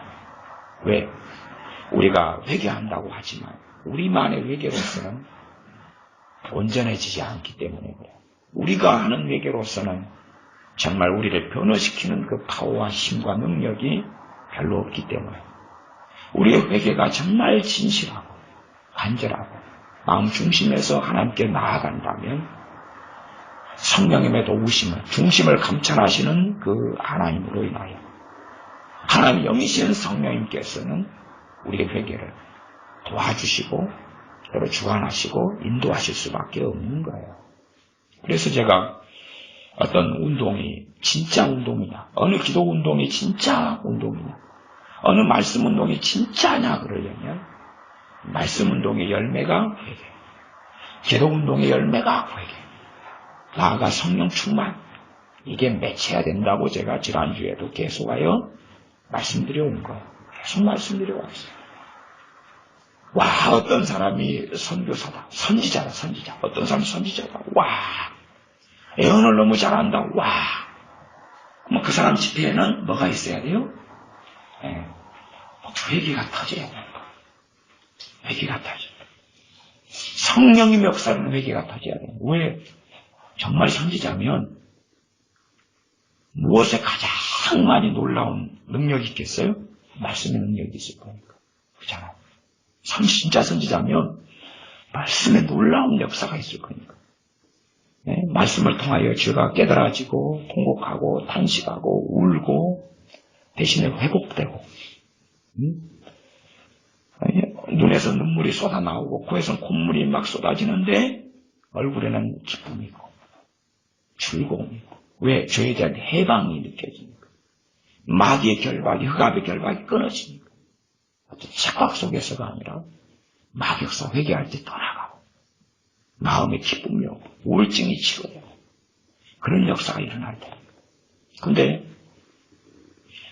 어떤 선지자라는 사람이 왔다. 그리고 그가 이제 세상 사람들한테 외쳤다 그러면은 뭐 돌로 칠 수도 있겠죠. 그러나 하나님의 자녀들을 사모하는 와 선지자님 오셨네. 그런 사람들이 모였는데 회개가 안 터진다. 100%는 아니어도 얼마 이상은. 그렇다면 의심할 수밖에 없지. 그러지 않나? 지금은 소위 선지자들이 너무 많은 시대. 많은 선지자들이 한국에 와서 집회를 해. 그러나 아무것도 없어. 회개가 일어나지 않고 가슴을 치지도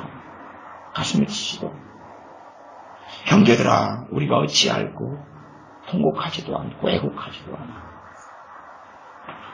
하나님의 자녀들에게는 반드시 회개가 필요하고 회개는 농사 짓는 걸로 이야기하면 밭을 기경하는 거예요. 밭을 기경하는 갈아엎는 거예요. 그러나 성령님께서 역사하시는 그 정말로 놀라운 그 회개만을 기다리고 있으면 당연히 안 되죠. 내 측면에서 내가 해야 될 도리, 내가 해야 될 사명 속에서, 내가 해야 될 책임 속에서 진실한 마음으로 말씀을 깨닫고 알아가면서 내가 이 말씀과 어그러진 삶이 거울처럼 비춰지고 그리고 우리에게 회개가 계속 있어질 때에 회개하는 심령을 성령님께서 부어주십니다. 그렇지 않으면 회개하는 심령을 부어주시지 않으시. 여러분이 이제 성경을 참이 몇 구절이 안 돼도 사실은 말씀드릴 건 많은데 본문은 다 설명 못 드리고 끝나겠습니다. 11장 19절로 가면 때에 스데반의 일로 일어난 환란에 인하여 흩어진 자들이 베니게와 구브로와 안디옥까지 이르러 도를 유대인에게만 전하는데 실제로 스데반 집사님의 순교를 통해 환란이 일어났지요. 그 다음에 그 앞에 성경을 보면 유대와 사마리아로 흩어져요. 그러나 거기에서 멈추지 않죠. 왜? 핍박이 심하니까. 유대와 사마리아는 가까운 곳이잖아요. 계속 핍박이 일어나니까 이제 소위 말하면 유대와 사마리아 지경을 떠나야 되는 거지. 그래서 멀리 떠납니다. 19절 하반절은 베니게 구부로 안디옥까지 이르게 돼요. 도를 도는 복음이죠. 복음이죠. 이게 진짜로 한다면 우리가 말해야 되는 거예요. 뭐 이상한 사이비 단체가 도를 아십니까? 그러는 게 아니라 우리가 도를 아십니까? 그래야 돼요. 그 다음에 도를 닦으러 산에 갑시다. 도를 닦으러 산에 가는 건 뭐예요? 거기서 막 부흥 집회하고 거기서 막 회개하고 기도하고 그러려고 가는 거지. 진짜 도 닦는 사람들은 하나님의 사람들 이게 도가 성경적인 단어예요. 그러나 이제 너무 이상한 사람들이 많이 써버려가지고 우리는 도라는 단어를 못 쓰게 됐습니다만 십자가의 도, 십자가의 도. 도를 유대인에게만 전하는데 이게 도교 신자가 봐버렸으면 큰일 나버려요. 이게 종교 통합운동이 일어날 수도 있는 거예요. 도교 신자가 봐봐라 성경 봐봐라 이게 우리하고 이게 연결되는 거잖아. 자꾸 이 도를 받은 사람이 깨달음을 얻어서 도인이 돼버렸다. 아니면 신선이 됐다. 이렇게 나올 수도 있는 거예요. 결국은 이 불교나 도교나 비슷하답니다. 깨달음을 얻어서 부처가 되는 거나 깨달음을 얻어서 신선이 되는 거나 그게 흐름이 똑같은 거예요. 결국은 자기 완성인데 그렇게 가는 것이 유혹인데요. 교회 안에서도 자기 완성으로서의 먼 기름 부으심, 영광, 쉐키나 뭐 이걸 전하는 게 있어요. 똑같이 뒤에가 마귀가 있는 거예요. 자기 영광이 아니에요. 그래서 도를 유대인에게만 전하는데 그러면 이 사람들이 예루살렘 교인들이었는데 일단은 뭐 일부는 120명 속에 드는 사람도 있었을 거니까 그죠? 오순절 성령 강림을 경험했고 두 번째는 사도들의 복음 전하는 걸 통해서 3,000명, 5,000명이 돌아올 때 그 속에 있고 기도하는 교회, 놀라운 성령 역사를 목격하는 교회, 그 교회 교인들이잖아. 이게 놀라운 성령 충만을 경험하고 기적과 이적을 경험하고 안채소한 주님이 땅에 계시고 사역하실 때에 주님의 말씀을 들었던 사람, 이런 사람들인데 결국은 성경에서 제대로 못하는 걸 알 수가 있지. 왜? 도를 누구에게만 전합니까? 복음을 유대인에게만 전합니다. 성경에서 잘 못하는 거잖아요. 재미있는 것은 성령 충만도 경험했다는 거예요. 또 지금식으로 한다면 하나님의 임재를 경험한 사람들이 근데 성경을 잘 몰라요. 주님께서 하신 말씀을 잘 이해하지 못해요. 초대교회도 그런 일이 참 많이 벌어졌어. 사도 베드로 사도가 로마 백부장 고넬료 집에 복음을 전하러 갔을 때 그것 때문에 불러가지고 소위 말하면 재판을 한다는 말이지.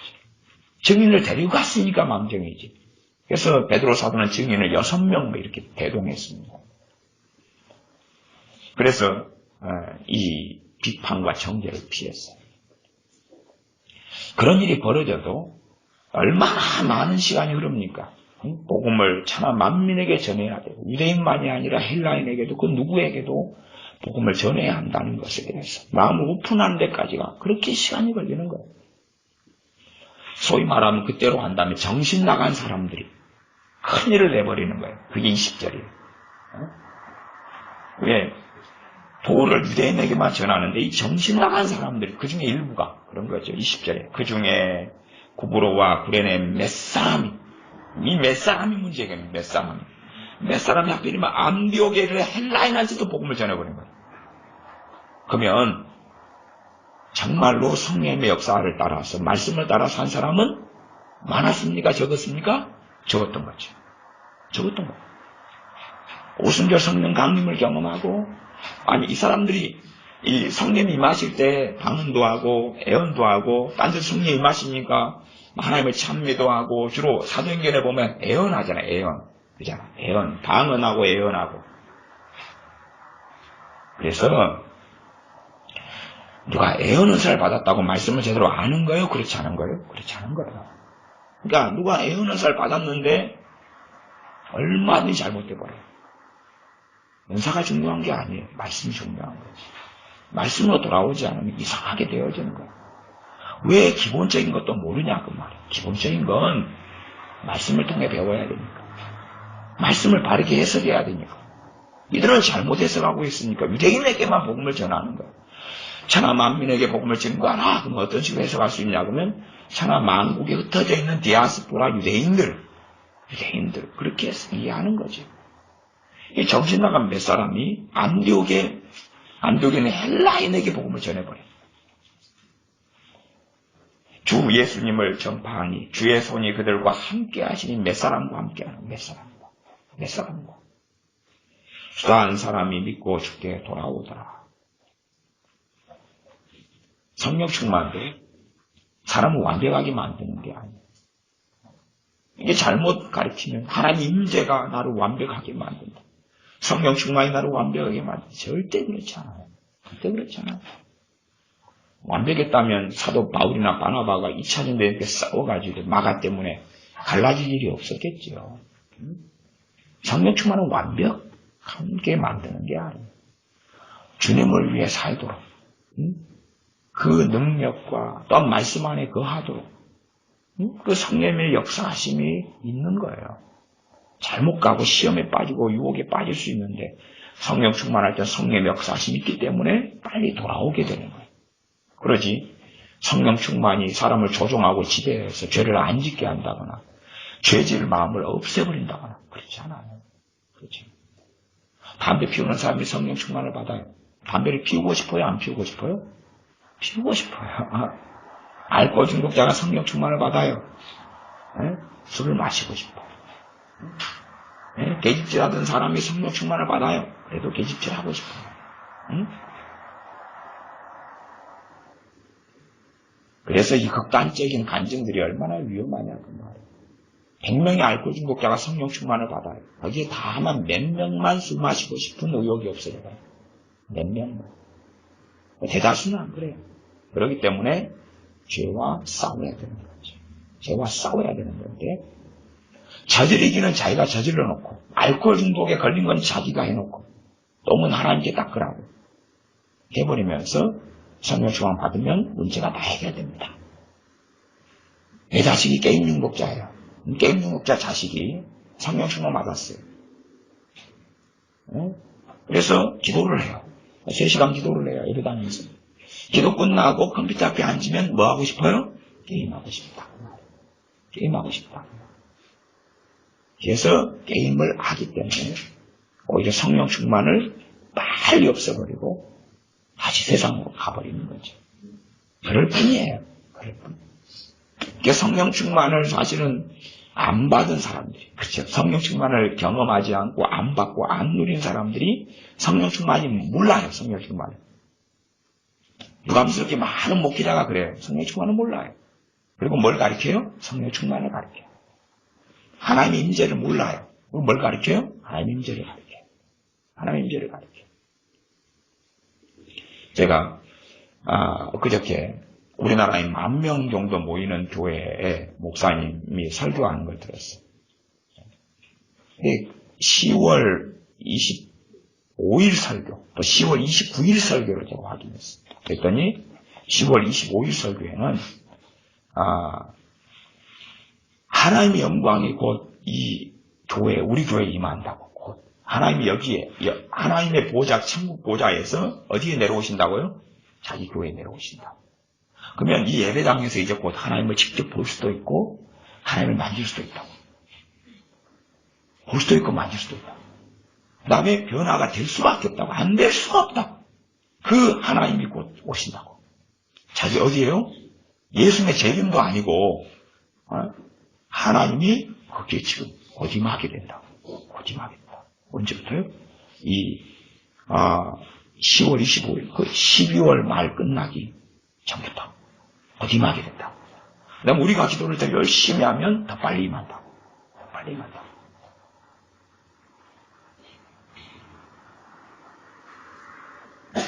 하나님이 그렇게 임하시면 하나님만 들다보고 쳐다보면 하나님 만져볼 수 있으니까. 꼭 예수님을 의심했던 도마한테 너 손으로 내 옆구리에 넣어보고 내 손 만져보고 그런 것처럼 예수님이 오시는 건 아니고 하나님 온다는데 하나님 임재, 쉐키나 영광 그런 거지요. 다 거짓말이에요. 다 거짓말이에요. 다 거짓말. 끔찍합니다. 끔찍해요. 하나님께서 아브라함을 찾아오셨어요. 아브라함에게 두려움이 없어졌습니까? 찾아오셔서 두려움이 없어진 게 아니라 두려워하지 말라 그러셨죠. 그러지 않나요? 가인을 시기하고 질투하여 죽여버리려는 아벨을 시기하고 질투하여 죽여버리는 가인에게 찾아오셔가지고 죄를 다스려라 그랬죠. 성경은 하나님의 임재의 역사가 그대로 기록되어 있잖아요. 신구약 성경 전체가. 무엇보다 하나님의 권체이신 주님께서 이 땅에 찾아오셨어요. 주님을 만났어요. 변화됐나요? 주님을 만났어요. 권체이신 그분께서 사람의 몸을 입고 오셨어요. 주님 만났어요. 변화됐나요? 안 그랬죠? 변화시키시려고 주님께서 말씀을 전하신 거예요. 변화시키시려고 말씀을 전하신 거예요. 하나님께서 임하셔서 말씀을 전하신 거예요. 시내산에 강림하셔서 율법을 모세를 통하여 주시는 거예요. 시내산에 강림하시고 불기둥 가운데 강림하시고 임하시니까 이스라엘 백성이 변화되어 버리는 게 아니죠. 이스라엘 백성이 밤에 행진할 때는 불기둥이 함께하고 낮에는 구름기둥이 함께하고 그 다음에 가운데다가 성막을 다 개놓으니까 성막이가 이스라엘 백성이 눈에 볼 수 있도록 뭐가 있었어요? 하나님 임재가 있었어요. 변화됐나요? 아니요. 그 임재 보고 모세야 니만 하나님의 종이냐? 니만 계시받냐? 나도 봐봐. 그리고 반란을 계속하여 고라가 또 아론이 미리암이 계속 일으켰죠. 성경 그 기록으로 가득해요. 발람이 발락 왕의 싹을 쫓아서 가고 싶어요. 싹, 그 대가, 돈, 명예, 명성, 성공, 부. 하나님이 나타나셔서 발람 선지자가 말씀하시죠. 버립니까? 뱃속에 든 것을? 발람의 싹을 쫓아가는 마음을 버리나요? 안 버리죠. 좀 이상하죠. 하나님의 임재에 대한 기록이 성경의 신구약에 가득하건만. 어찌 사람들은 그렇게 하나님을 보좌에서 기도만 하면 끌어당겨가지고 자기 아파트에 모셔놓고 이게 불상 집에 놔둔 것과 똑같은 거죠. 이상한 주술 속에 빠진 거예요. 하나님 임재를 집에서 끌어내리죠. 하나님 얼굴을 구해서 끌어내려가지고 일단 딱 갖다 놓고 예배당에 데려가서 끌어놓고 갖다 놓으면 부흥이 없나. 사람의 변화는 하나님 임재입니까? 말씀입니까? 말씀이죠. 중보기도입니까? 말씀입니까? 말씀이죠. 주님께서 예루살렘 위에 기도했으면 예루살렘에 부흥이 일어났을까요? 안 그러기 때문에 예루살렘에 말씀을 전도하신 거예요. 안 받아들이시기 때문에 갈릴리로 가보시는 거예요. 이 지극히 당연한 상식들도 이해하지 않고 알려고 하지 않는 세대 속에는 살아가요. 이 초대교회 교인들도 핍박을 통해서 안디옥까지 왔는데도 대다수는 유대인에게만 복음을 전해요. 뒤늦게 자기들도 아마 성경을 이해하지 못했을 거예요. 자기들이 배우고 이해한 대로 한다면 소위 말하면 이들은 메시아닉 주라면 메시아닉 주. 자기들만 율법 해석에 매여 있어요. 그러나 몇 명은 성령의 역사 살아갔기 때문에 복음을 전해버린 거예요. 헬라인, 이방인한테 복음을 전해버린 거예요. 그리고 주님의 손이 그들과 함께 했다고 말이죠.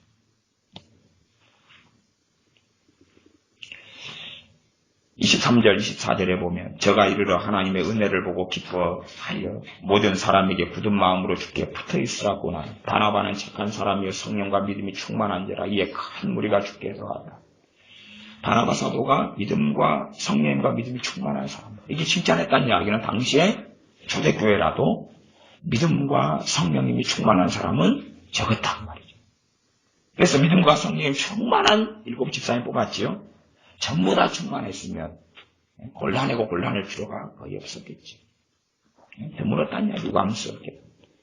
근데 이 바나바가 자기만으로 이 안디옥 교회를 세울 수 없다. 말씀을 제대로 가르칠 수 없다는 걸 인식하고 사울을 데리러 갔다는 말이에요. 그리고 함께 두 사람이 있어요. 26절에 보니까 안디옥에 데리고 와서 둘이 교회에 1년간 모여 있어 큰 무리를 가르친다. 1년간 모여서 큰 말씀을 가르칩니다. 그리고 제자들이 안디옥에서 비로소 그리스도인이라 일컬음을 받게 되었더라. 이게 예수님 믿는다운 말씀의 기준에 의한 삶을 이제는 살게 되는 거예요. 살게 되는 거예요. 그러니까 지금 시대는 말씀을 그냥 영접기도 한번 하고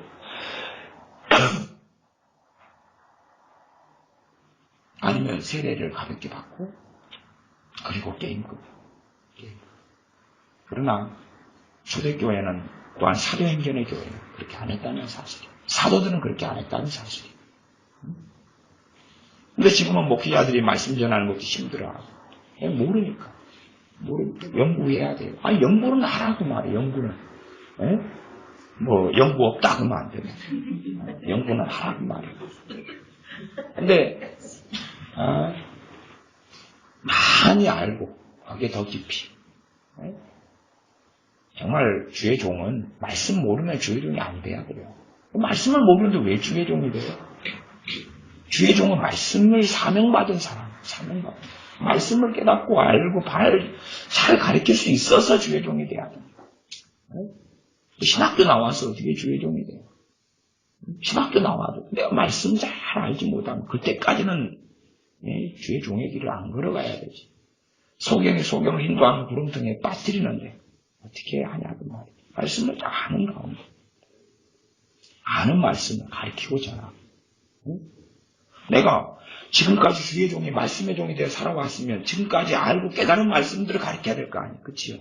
그 다음에 자기도 평상시에 말씀을 연구하면서 성장해가고. 근데 자기도 설교하는데 말씀을 몰라요. 그걸 모르는 걸 가르쳐요. 내일이 시험인데 오늘 시험 공부해요. 근데 하필이면 과목이 영어고 수학이고 과학이라요. 그럼 어떻게 해야 돼? 답만 외워야 되죠? 근데 맞나요? 성격도 이상하게 나오죠? 우리 현민이가 그것 때문에 엄마한테 욕 엄청 먹었잖아요. 지난번에 현민이가 반에서 1등이었는데 애가 4등으로 떨어졌어요. 그래가지고 엄마한테 욕 엄청 먹었잖아요. 근데 뭐 때문에 떨어졌냐면 과학 때문에 떨어졌어요. 과학 때문에. 과학을 그 전에 잘 봤다가 선생님이 과학에 대한 답을 계속 이제 시험 보기 전에 알려주니까 얘가 영감을 받아버린 거야. 그러니까 답만 외우면 100점 나올 줄 안 거예요. 갖고 이거 나온다 체크해준 것 가지고 달달달달 외워가지고 시험 봤는데 45점이라. 과학 45점. 모든 점수를 다 깎아먹었죠. 그리고 그래도 4등 했다 그러면 공부를 그 반 아이들이 정말 못한 것 같아요. 그쵸? 하나 45점 맞으면 끝장인데 그래도 4등까지 했으면은 뭐지 햄버거 하나씩 사가지고 친구들한테 돌려야 될 것 같아요. 너희들의 공로다. 그러니까 말씀을 자기가 모르는 말씀을 벼락치기로 준비를 해가지고 목회자가 그래가지고 막 전화하면 자기도 모르는 이야기를 횡설수설하는 거예요. 자기도 몰라요. 모르니까 이제 사람들 모르게 만들어야 돼. 헷갈리게. 그러니까 시브리어 이야기하고 헬라 이야기하고 뭐 이야기하다가 또 엉뚱한 또 어느 문헌에서 예화 갖다가 막 갖다 붙이는 거예요. 이 주의 종만이 아니라 여러분이 말씀에 능통한 사람이 되어야 됩니다. 그래서 우리가 하나님 말씀을 전하고 주 예수 그리스도의 복음을 전할 때 복음의 내용이 간단하지 않잖아요. 복음의 내용은 너무나 깊고 심오합니다.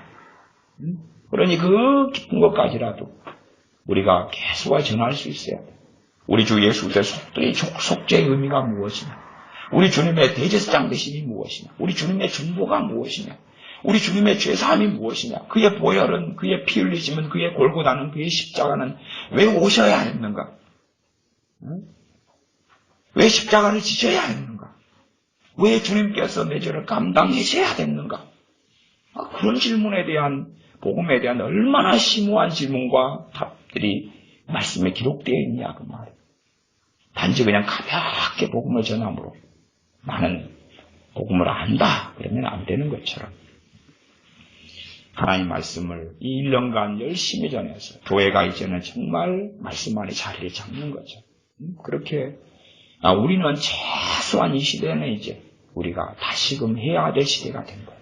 다시금 그렇게 하나님 말씀을 살피고, 그래서 여러분이 성경을 읽으면서 뭐가 많이 일어나야 되냐 그러면 궁금한 것들이 일어나야 돼요. 물론 돈을 준비하셔야 돼요. 궁금하면 500원 있잖아요. 궁금한 것들이 많이 일어나야 돼요. 말씀 이것도 알고 싶고 이것도 알고 싶고 이것도 알고 싶고 이것도 알고 싶고 이것도 알고 싶고. 어떤 사람이 그게 일어납니까? 말씀을 사모하는 사람이에요. 이것도 알고 싶고 이것도 알고 싶고 이것도 알고 싶고 말씀을 사모하는 사람이에요. 그런 사람들이 최소한 두 가지가 일어나겠죠. 하나는 설교 듣다가 그 궁금한 것이 해결돼야죠. 두 번째는 성경 읽다가 그렇구나. 이 말씀에서 궁금한 것이 여기에서 답이 이렇게 나타났구나. 남에 추가하자면 여러분이 생활하다가 그 말씀이 문득문득 깨달아지게 성령이 역사하시는 거예요. 이게 정말로 말씀을 사모하는 사람들은 궁금한 점이 일어나요. 육적으로 정욕적으로가 아니라 바르게. 그리고 하나씩 알아지고 깨달아져요. 그리고 믿음의 성장해 가고 또 궁금한 것이 생겨나요. 나 말씀을 사모하지 않는 사람은 궁금한 것이 없어요. 궁금한 것이 없어요. 살찌는 사람의 특징은 먹고 싶은 것이 많아지는 거예요. 식욕이 항상 충만한 거예요. 살 빠진 사람의 특징이나 병드는 사람의 특징은 식욕이 떨어지는 거예요. 네, 말씀이 충만해지는 사람, 말씀 충만, 진짜 성령 충만으로 가는 거예요. 그 사람의 특징은 말씀에 궁금한 것들이 많아지는 거예요. 그리고 궁금한 채로 남는 게 아니에요. 말씀이 알아지고 깨달아져 가면서 믿음이 성장해 가고 주님을 더 알게 되고 주님의 그 은혜 속에 성령의 역사를 통하여 들어가는 거예요. 그러나 하나님을 사랑하지 않는 사람은 말씀을 사랑하지 않고 주님을 사랑하지 않는 사람은 주님의 말씀을 사랑하지 않는 거예요. 말씀이 궁금한 것이 없어요. 알고 싶은 것도 없어요. 깨닫고 싶은 것도 없어요. 그러니 성령님께서는 그의 중심을 감찰하시기 때문에 말씀을 알게도 깨닫게도 역사하시지 않아요. 중심을 감찰하시는 분께서 내 중심을 감찰하셨을 때 정말 말씀을 알고 싶고 궁금하고 죄송하는 그냥 성경 덮어놓고 누가 나한테 성경 66권 가르쳐줄 사람 그런 게 아니고 스스로 말씀 읽고 묵상하면서 이것은 무슨 뜻이지? 이건 무슨 의미일까? 이건 무슨 의미지? 그리고 퀘스천 마크 궁금한 점을 가지고서 지나가는 거예요. 그러나 그것을 그 중심을 확인하실 때 그럴 때에 주의 영이신 성령님께서 진리의 영이시기 때문에 모든 진리 가운데 우리를 한 걸음 한 걸음 한 걸음 인도해 주시는 겁니다. 기도하겠습니다. 아버지 하나님, 우리가 안디옥 교회가 말씀의 교회가 되었고 또한 정말로 주님을 찾고 구하는 그 자리마다 주님께서 이 땅에 사람의 몸을 입고 오셨을 때 밤낮 없이 말씀을 가르치시며 증거하셨건만 우리는 하나님의 말씀을 약화시키고 혹은 말씀을 이상하게 이해하고 변질시킨 채 내가 믿고 싶은 방향으로 성경을 자의적으로 해석하며 어리석게 살아왔습니다. 이러한 어리석은 걸음이 아니라 참으로 하나님 말씀을 사모하고 사랑하여 말씀을 점점점 깨닫게 해주시며 알게 해주시며 말씀을 통하여 회개케 하시는 그러한 성령님의 역사하심과 인도하심 속에 살게 하여 주시옵소서. 우리 주 예수님의 이름으로 기도하옵나이다.